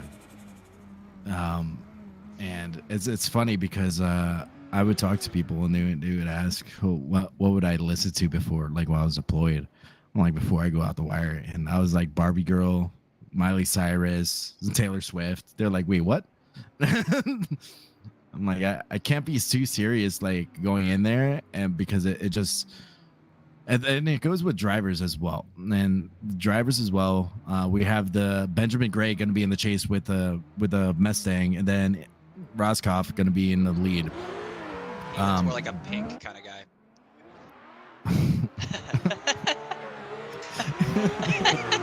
Okay, Igor initiates. Benjamin straightens almost completely to catch up to him. Igor, one of the most consistent drivers out here today, just riding the edge of the track all morning and now into the early afternoon. What a savage. Igor the Dragon Roscoff. Oh, I like that. Igor the Dragon Roscoff. Nice. And you messed me up with that pink, dude. Dude, I had to compose myself a little bit. Oh man, Igor out here coming in and just doing what he needs to do to get a nice lead run. Benjamin Gray is struggling with that Mustang. It looks like the front end is really loose, as it's pretty much making him fight the wheel most of the time, and not being able to fight through it. So here we go. Igor the Dragon Roscoff in the chase. Here we go. Benjamin Gray coming in. Nice flick in the lead. What is going on with this Ford Mustang? Igor is like, you know what? Let me stick it to your door, bro. Coming in here with low angle and just trying to stay there. And man, Igor is doing a fantastic, keeping that proximity. Wow. Igor the Dragon Roscoff just setting flames on the track. How did he chase that? How did he do that? Wow. I love it. That is impressive. That was insane, bro. I think we know how this is gonna go, but what a run from both these drivers. Now, it might not have been the prettiest, but it was entertaining. Igor keeping the shallow angle and staying in drift, even though, man, that's talent right there, dude. That's talent to stay there and keeping that proximity throughout times, even though the lead is not giving a good run. So we're waiting for the judges. It looks like it's going to be a unanimous. Igor Roscoff is getting the win on that. Igor the Dragon Roscoff. That was a really good nickname, Shmei, and I appreciate it. I knight you of the nicknames. I held my tongue on a lot of them until I decided to finally pull the trigger on that one. But all right, up next we have Kevin Schwartz versus Nicholas. Kevin Schwartz is going to be in the lead. Nicholas in chase. Kevin in a GT86, both wavering a lot in their battle here. Not a great first zone for either drivers. Transitioning into the first inside clip is Kevin Schwartz into this big outer sweeper. Nicholas is really trying to get back up to the door, and he's doing a great job closing that proximity at the end, and a big angle there from Kevin. Did Nicholas initiate late, or was I can't say I was looking.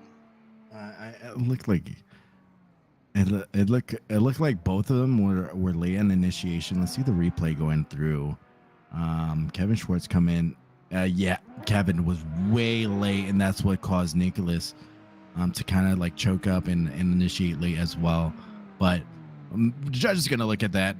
That's just an interesting run. But let's see if they clean this up. Let's get an entertaining run here. Nicholas,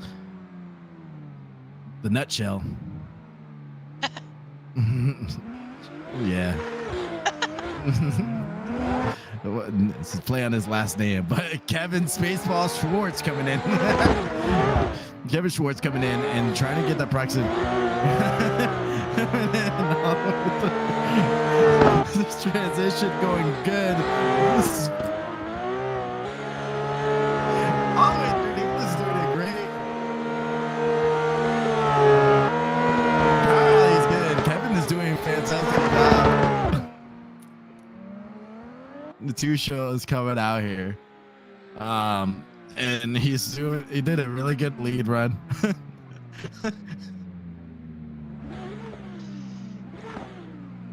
The judges are griefing you so hard, my brother.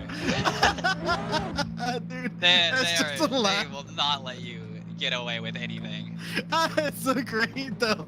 I enjoy it. That's probably my favorite thing about it's my favorite thing about commentating, because I gotta make it we gotta make it entertaining for the crowd, but also the judges as well.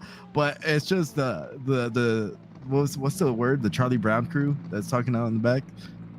But Nicholas Newshill is in the lead. It's winning this, and we're going on. Yes. Oh my God, I'm in tears laughing. This is funny. It's a workout, bro. All right, Dominic Kiralee versus Samuel the Machine Guns. I'm proud of that nickname. Yeah, it's a banger. Corrali popping and banging on the line. All right, green light. Here we go. Dominic in lead. S chassis on S chassis. Here we go. Initiating, and the transition into the first outside zone. Samuel Gunn's getting right up on the door at the end of the first outside zone, transitioning into the inside clip. Beautiful chase from Sam Gunn's, transitioning right on the bumper. Getting right up on the door, mimicking his angle at every zone. Oh, falling back a little bit here at the end of the track, giving him some room, and then pushing pressure on the end. Samuel Guns.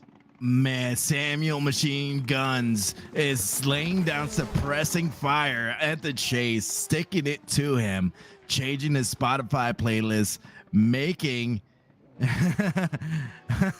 making some good tunes going on throughout the whole track. Just that thing was just rowdy as hell throughout the whole track. He cleaned up and gained that proximity after that second outer zone and just stuck it to him throughout the whole track. Now we're gonna have Samuel Machine Guns gonna be in the lead. Dominic Corelli is gonna be in the chase. Here we go. Let's see what these two feisty competitors can do. In the S chassis, Samuel Machine Guns coming in. Dominic is sticking it to his door right off the rip. Oh, doors right off the rip. In the second outer zone, going all the way through. Dominic Machine and Machine Guns are going at it right now and fighting through. Oh, Dominic Corelli has to do a lot of corrections to stay in that proximity. Almost straightens into that final inner clip. And this is how you guys fight. Wow.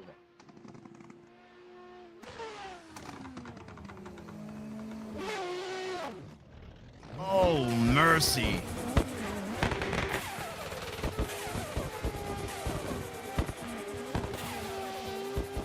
These guys are out here putting on a show, letting people know, hey, this is about the fun. This is about the excitement. This is what we came here to see. These two feisty competitors, sim drivers, these guys are using a wheelbase, clutch pedals and everything to get a nice tandem and get as smooth as possible. Samuel Machine Guns out here putting out a banger lead. They're putting donuts out here because they know they just put an entertaining run. Let's see what the judges are looking, but it looks like there probably has been multiple different mistakes on both ends, but we'll see what the judges say. These guys, this was amazing. Man, I don't care who wins this battle. That is going into the highlight reel.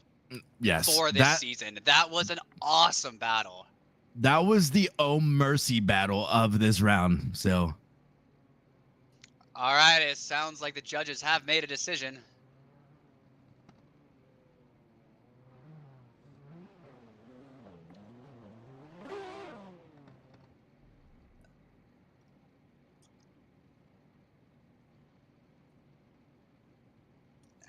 And it looks like Samuel Machine Guns is going to the top 16.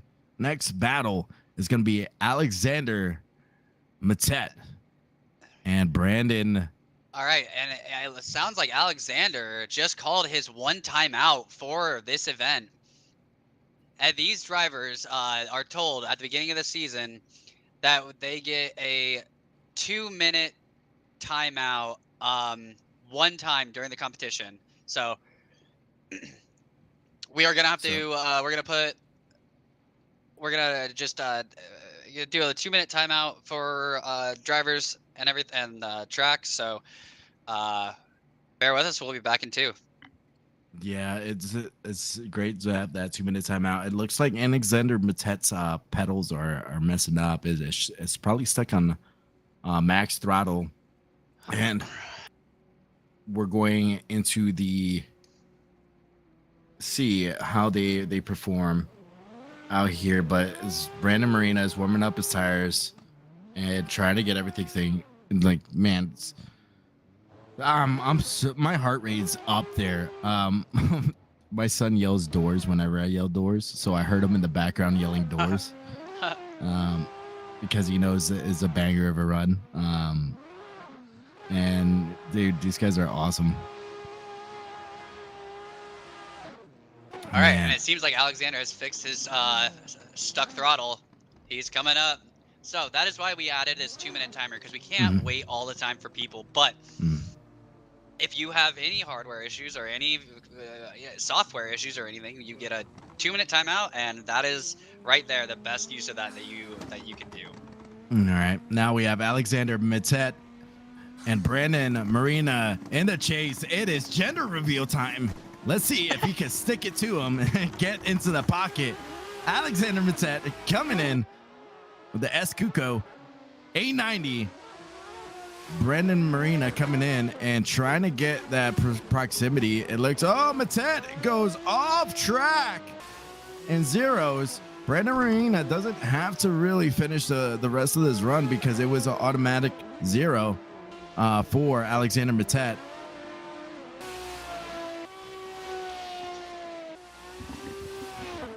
So let's see what happens here. Brandon Marina just has to put out a lead run. Yeah,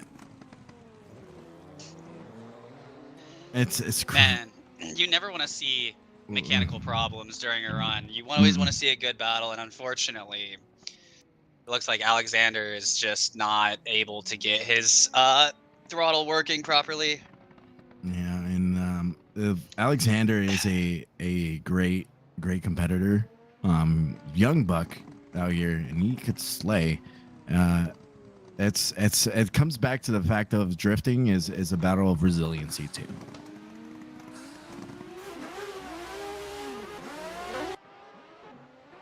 All right, so they switched around. Brandon Marina in the lead. Let's see if Alexander Mattet. Oh, hit on entry. Big crash on initiation. Yeah, there was some major contacts coming in. I don't know who was technically at fault from our camera angle here, but that was a violent crash.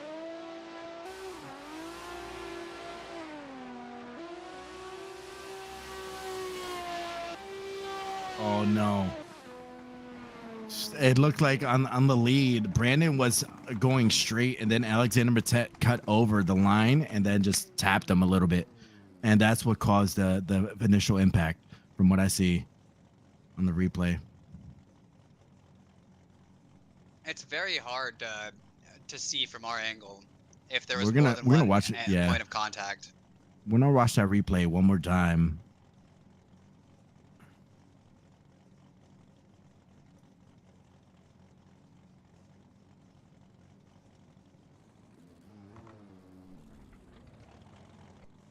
Yeah, that when you're looking at the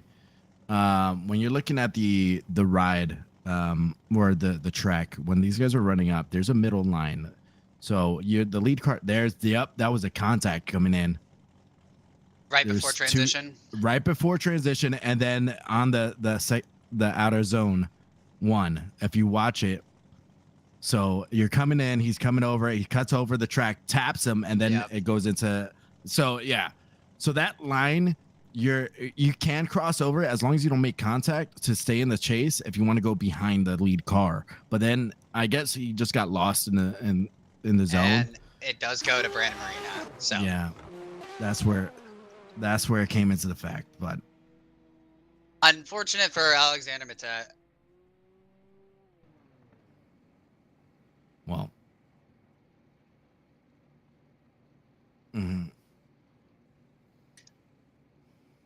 So that is the end of Group C. We're going into our final group. We're going to have Garrett Shaw in this group. So that'll be Brandon Shorten, Michael Veras, Cam Silva, William Holloway, Jackson Hanna, Dante. This Eccleston. is insane. This is a stacked group. Yeah, we got two AOM guys out here. Will Holloway, part of the KMR boys. We got Jackson Hanna, who's a concept boy. Mm-hmm. Brandon Shorten. Shorten as well. Man, this is going to be a battle of teams. And then that's what's going to end up.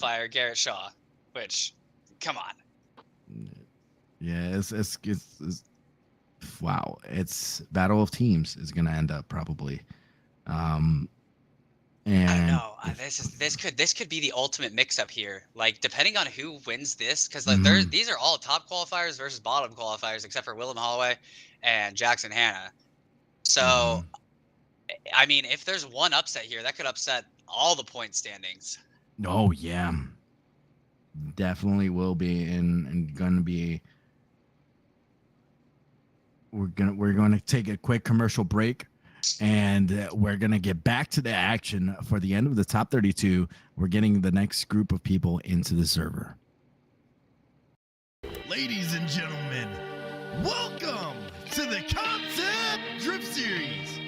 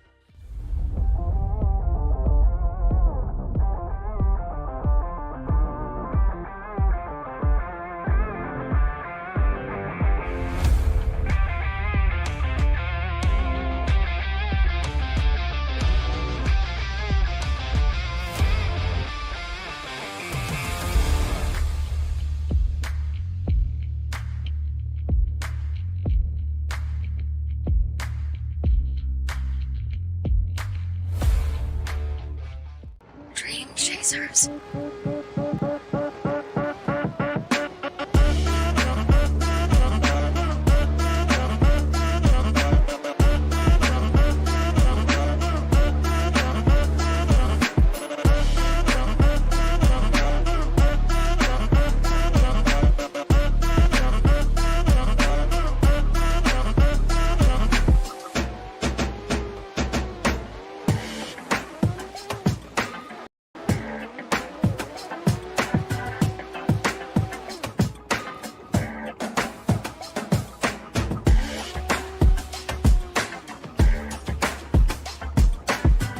Dream Chasers. I like.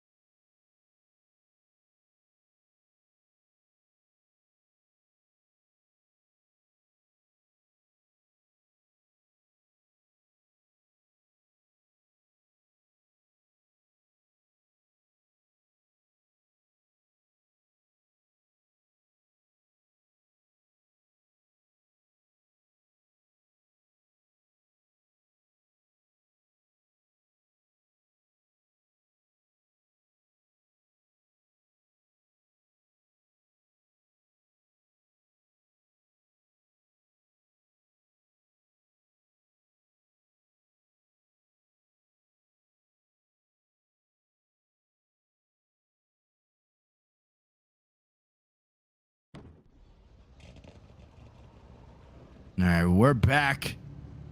We had to reset the server, get everything situated. Hey, want to thank the sponsors that are out here: Camus, Moxie Shreds, Temple Productions, Longhorn, ADL, Pallet Liquidators, Hannah Motors, Vosan. Like, I appreciate all the love and support you guys give us to put on a show like this. Shmei, what are you thinking so far with this competition, dude? Man, I'm just getting more and more blown away by these drivers because there's always just been, I don't know, it seems like in the sim racing world, there's always been either the very best or you don't really get to compete. So I'm just loving seeing these, you know, these guys that don't really have a chance necessarily anywhere else to maybe, you know, do some sort of esport. So I just love seeing these you know, rookies and these guys that normally wouldn't have a stage to come out here and just absolutely blow our heads off. Yeah, no, and going with esports wise, I personally like I'll once in a while watch like the Call of Duty League and stuff like that, but I don't get as encapsulated by the events compared to like doing drifting, you know, because you have your one friend, your one driver that's in the competition, you're rooting for him the whole time. But it's all like a team effort in a sense. Like I'm pretty sure some of these drivers have teams working, being able to coach them through what we're seeing, what would be a better line. It's overall it's and a team sport in general, but I feel like the stories in drifting is a lot more encapsulating than like a Call of Duty League.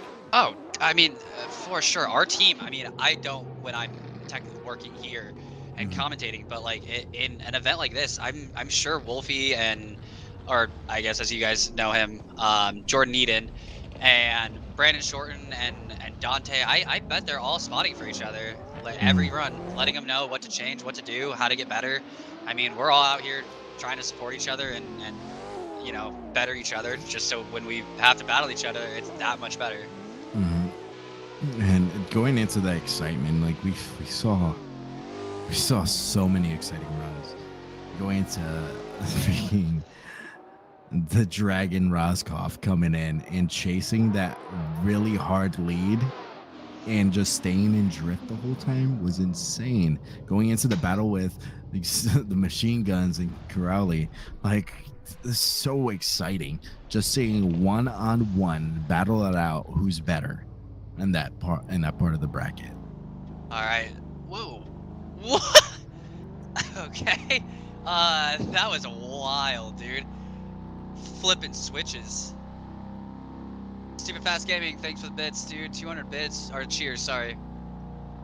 This bits. Bits? Whatever The they biddies. are. Yeah. Biddies. They're You gotta get with the shiny. lingo. The young. Unfortunately, I think this is going to be where G-Shaw flexes his muscles here. Going against Dante.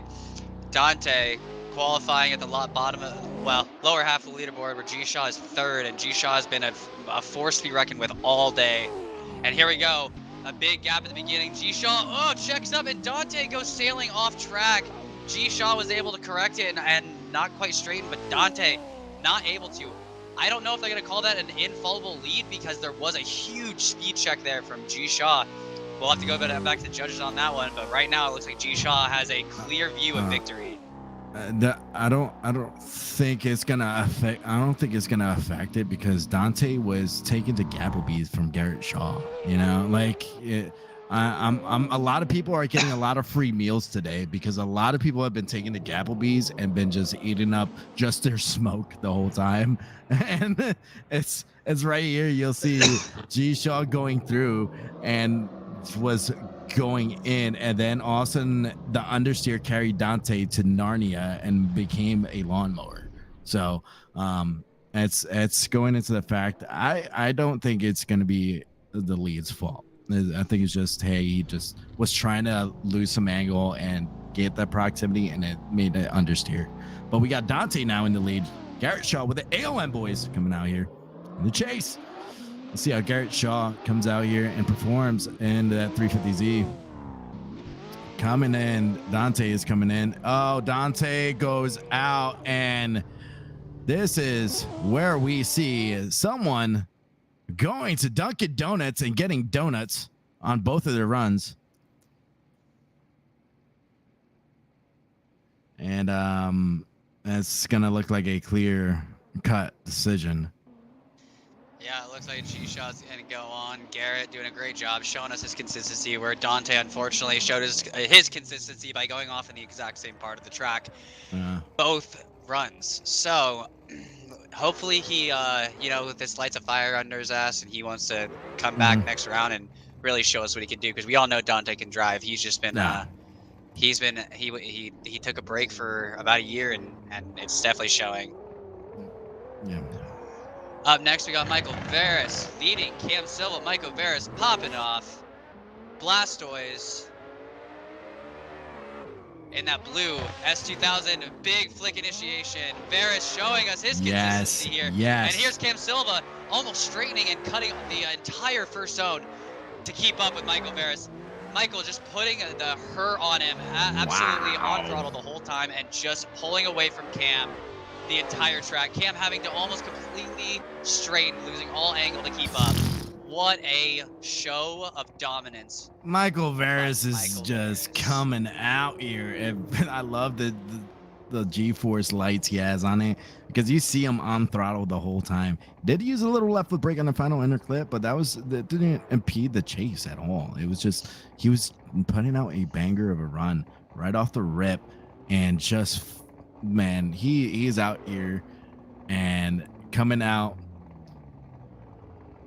and Yeah, putting so out a banger those, run, man. speaking of those lights on Michael Varys' car, that he runs other competitions in that chassis, and that is actual G meters. That's not throttle, it's not brake. It literally is based off of the G forces of the vehicle. So he could be on his brakes a little bit, and as long as he's still having forward momentum, those lights will be green. So here they go. Cam Silva in the lead, Michael Varys in the chase. Will Michael be able to slow down enough? We know that this Mustang is not that fast. It has he brakes a lot. In that Mustang. And here's where we're kind of seeing Michael have to check up because Cam is slowing down. And look at Michael Varys on the door of Cam Silva. Yo, Michael Varys is out here dancing bachata with Cam Silva, saying, "I can follow your lead," and saying, "Hey, I'm an Aventura fan, and I'm gonna just dance right next to you." I know, yeah, there it is. I see him waving to the camera, and man, he's so extra, bro. he's so extra. It's like if you ever meet him in person, the AOM crew in general are great people, but he's so funny. I was saying last round, he recently got married, and this wedding day, he drove a Corvette with his wife. That's awesome. That's awesome. And it looks like Michael Varys clearly moves on. Up next, we got Brandon and Brendan. Brandon Shorten and Brendan Latham. Jesus. We got Brandon in the lead. Brendan in chase. Latham and Shorten. American Muscle versus JDM.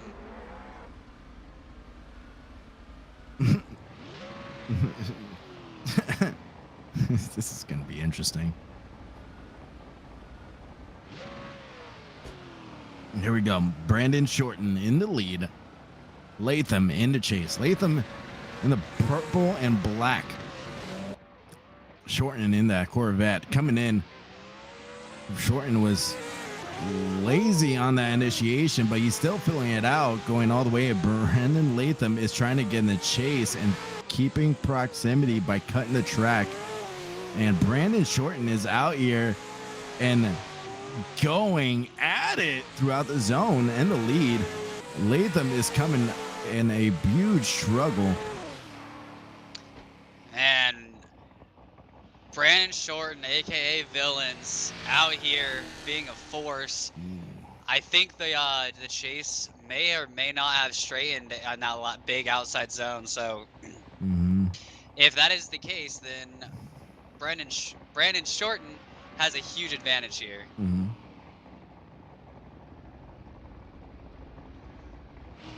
So we're gonna see Brandon the Villain Shorten coming out here with that C6 Corvette.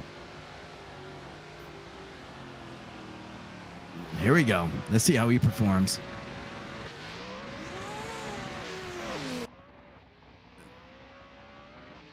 Coming in with a nice flick. Oh, wow. Whoa. Huge flick from Latham. Look at the proximity here with Shorten in the chase. Wow. Oh, no. And Villain straightens in the chase. Oh, man. This is going to go to lead, and Shorten straightens again.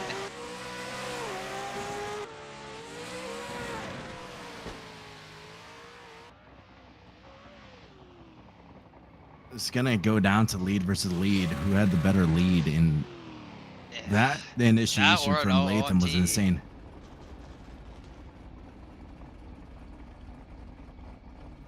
Let's see if this was a 3-point initiation. 1, 2. Oh yeah, that looked like a 3-point. All right, give me one. Looking at that, they both DQ'd their chases, and then because they're straightened, yeah, Brandon shortened, lost tire smoke, straightened out. I think 2 times. I know there's one in that inner clip, but that initiation, there's no 3-point initiations, and we're waiting for the judges to come back. I think they came up.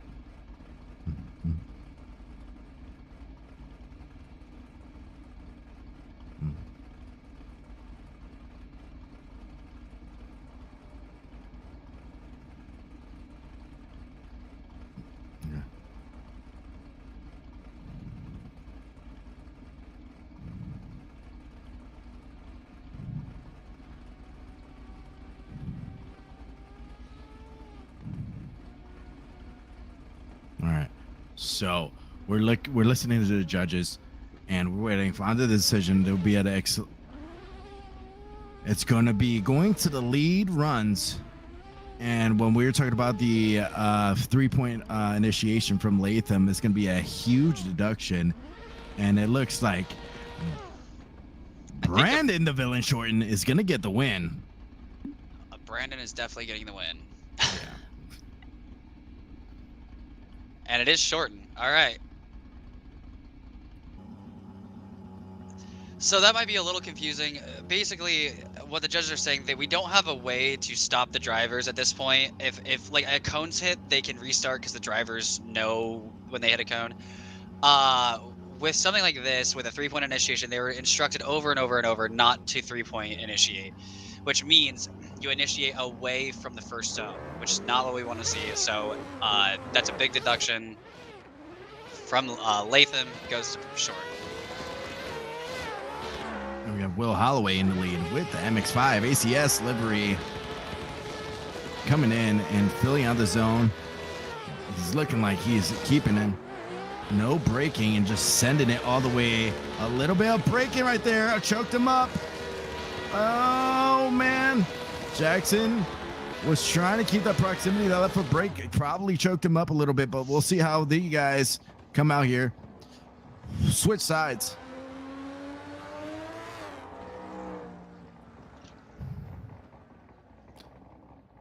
Man, that was a little bit of a sloppy run there from Jack in the chase. Yeah.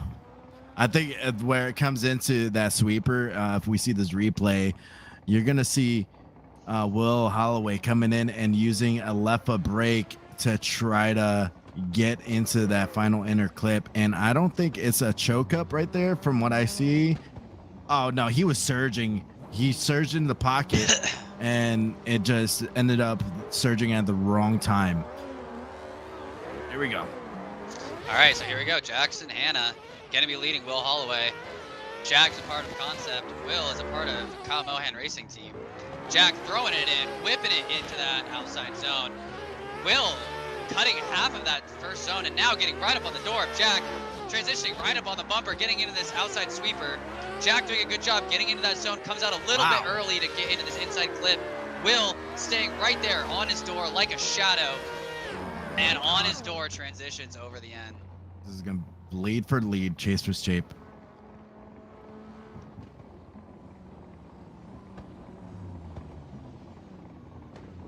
All right. And it sounds like this might be a pretty clear-cut decision due to a couple of mistakes from one driver.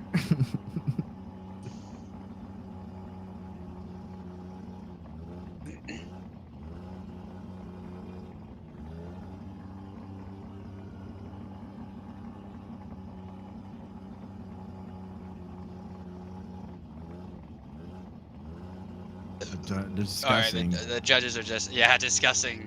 Yeah.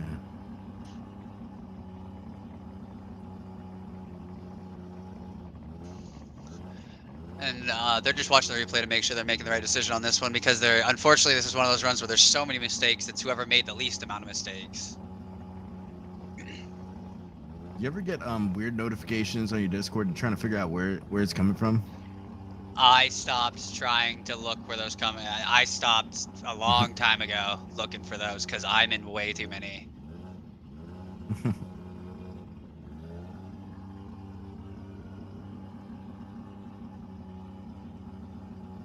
All right, it sounds like they have come to a somewhat unanimous decision, or at least a split decision.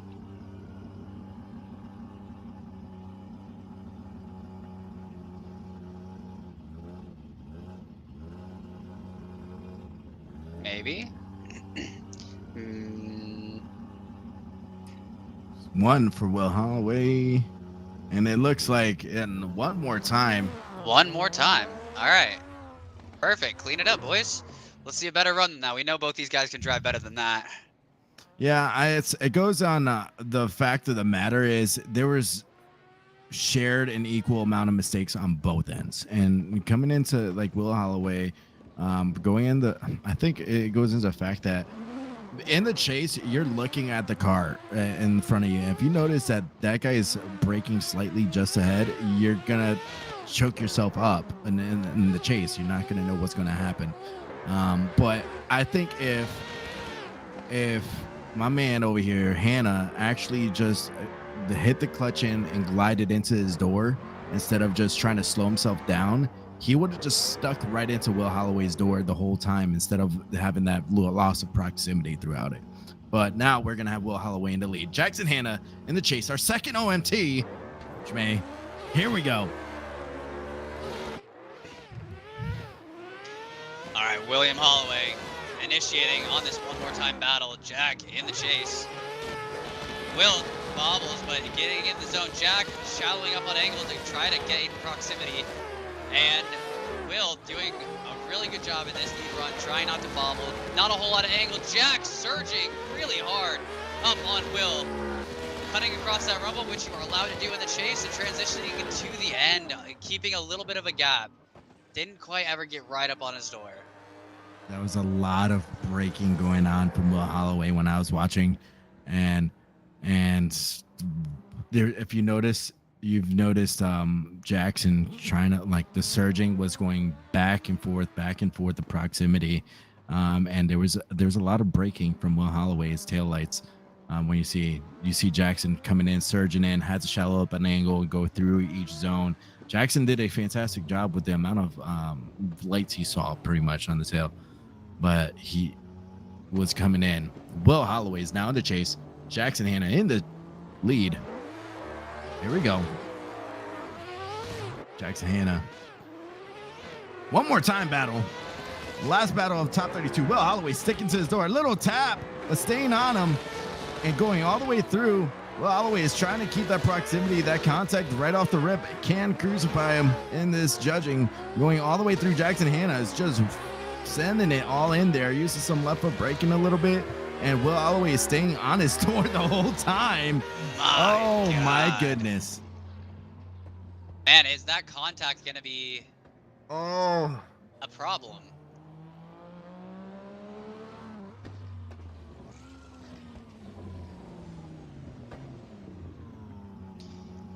And this is just unfortunately, there's enough mistakes that this is kind of hard for the judges, because there's a little bit of contact here, but maybe Will's chase was a little bit better, but with the contact, then it screws up the line for the first part of the track for Jack, but then Jack doesn't really have the proximity in the chase. This is where I'm going to play devil's advocate. Do you think Jackson Hannah, if they didn't have the contact in the second outer zone, he would have over-rotated? Because that second contact, he had a crazy angle, and then Will tapped him, and then Jackson got back into it. So right after initiation, Jack throws angle. No, that again, that's just Jack's style, man. He can do that and Jack will keep that speed. If you watch again, he's on throttle that whole time. There's not a break in his smoke. He's back on throttle before the zone. That's just, unfortunately, I think Jack knew that Will doesn't throw a lot of angle, so he just sent it. Yeah. I will say Will might have a better chase, but I do think that the lack of angle and the heavy braking is an issue. Do I think Will Holloway is an all-around maybe more consistent driver? Probably, but the style that Jack throws sometimes really just, it gives him that kind of edge over his competitors, because he's just a freaking wild card.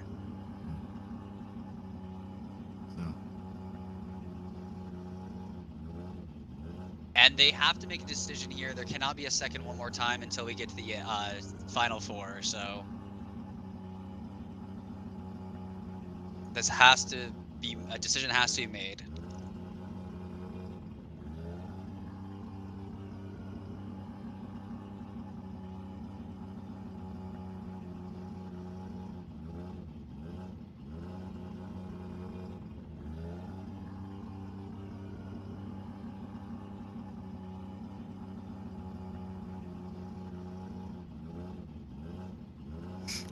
They're going over the replays. I wonder if the production can show the lead run of Will. When I was watching, I don't know if that's possible. It's if you notice on the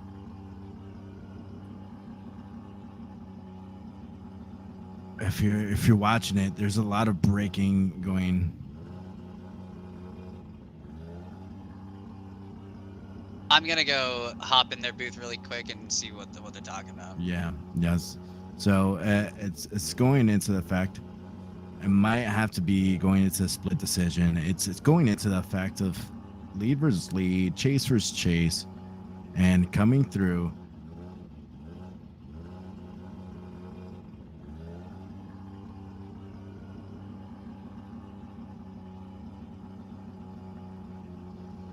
And it looks like Hannah gets the win. Hannah gets the win. It comes to the fact of there's a lot of braking going on with Will Holloway. And in the first battle, you notice Will Holloway barely left foot braked at all throughout the whole run. And then on the second one more time, and then going into the chase, he was on it. But then it's going to the fact on his second one more time, there's a lot of braking throughout the zones. It was causing the chase to kind of go back and forth proximity wise, and also the contact from Will on the chase. It wasn't as clean. We said a quote earlier: if you're making contact, you're crashing. So it's going going. You're into not the going fact- your friends. You're crashing into your friends. And I will say this is kind of what I was talking about. This is what I brought up earlier. I talked about Jack's crazy approach to drifting, where he just throws it.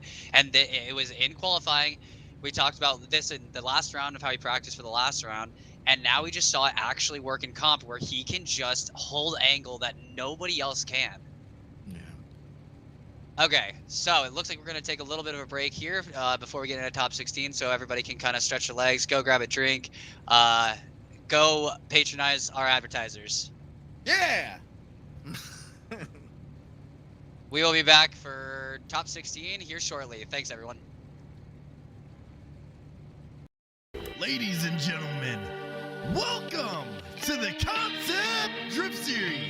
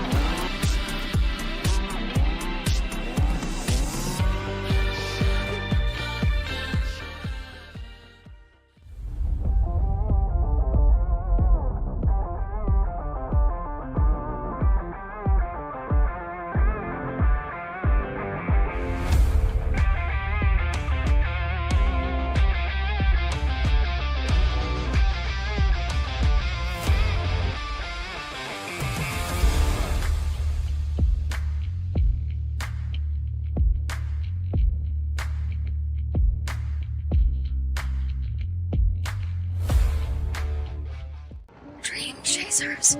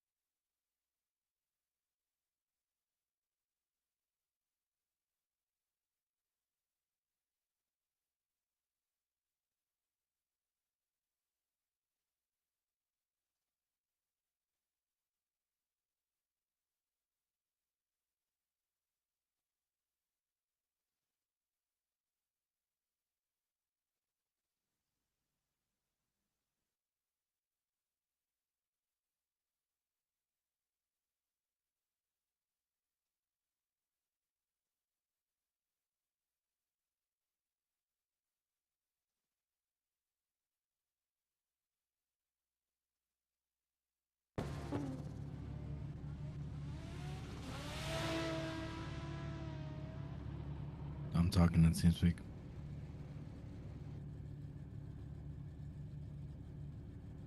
Okay.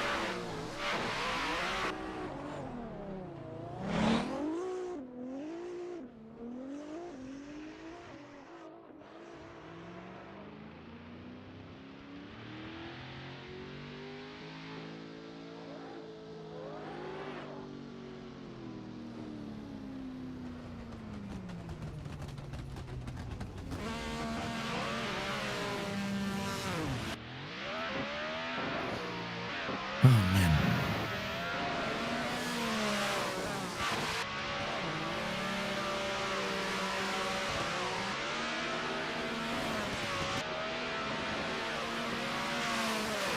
All right, welcome back to the Concept Drift Series. We are at the top 16. It's been very eventful. Top 32. Shmay, I had to get a drink after that, and I popped open a squirt. Right on. I don't know how to continue on that conversation, so I'm. Bro, squirt tastes amazing, bro.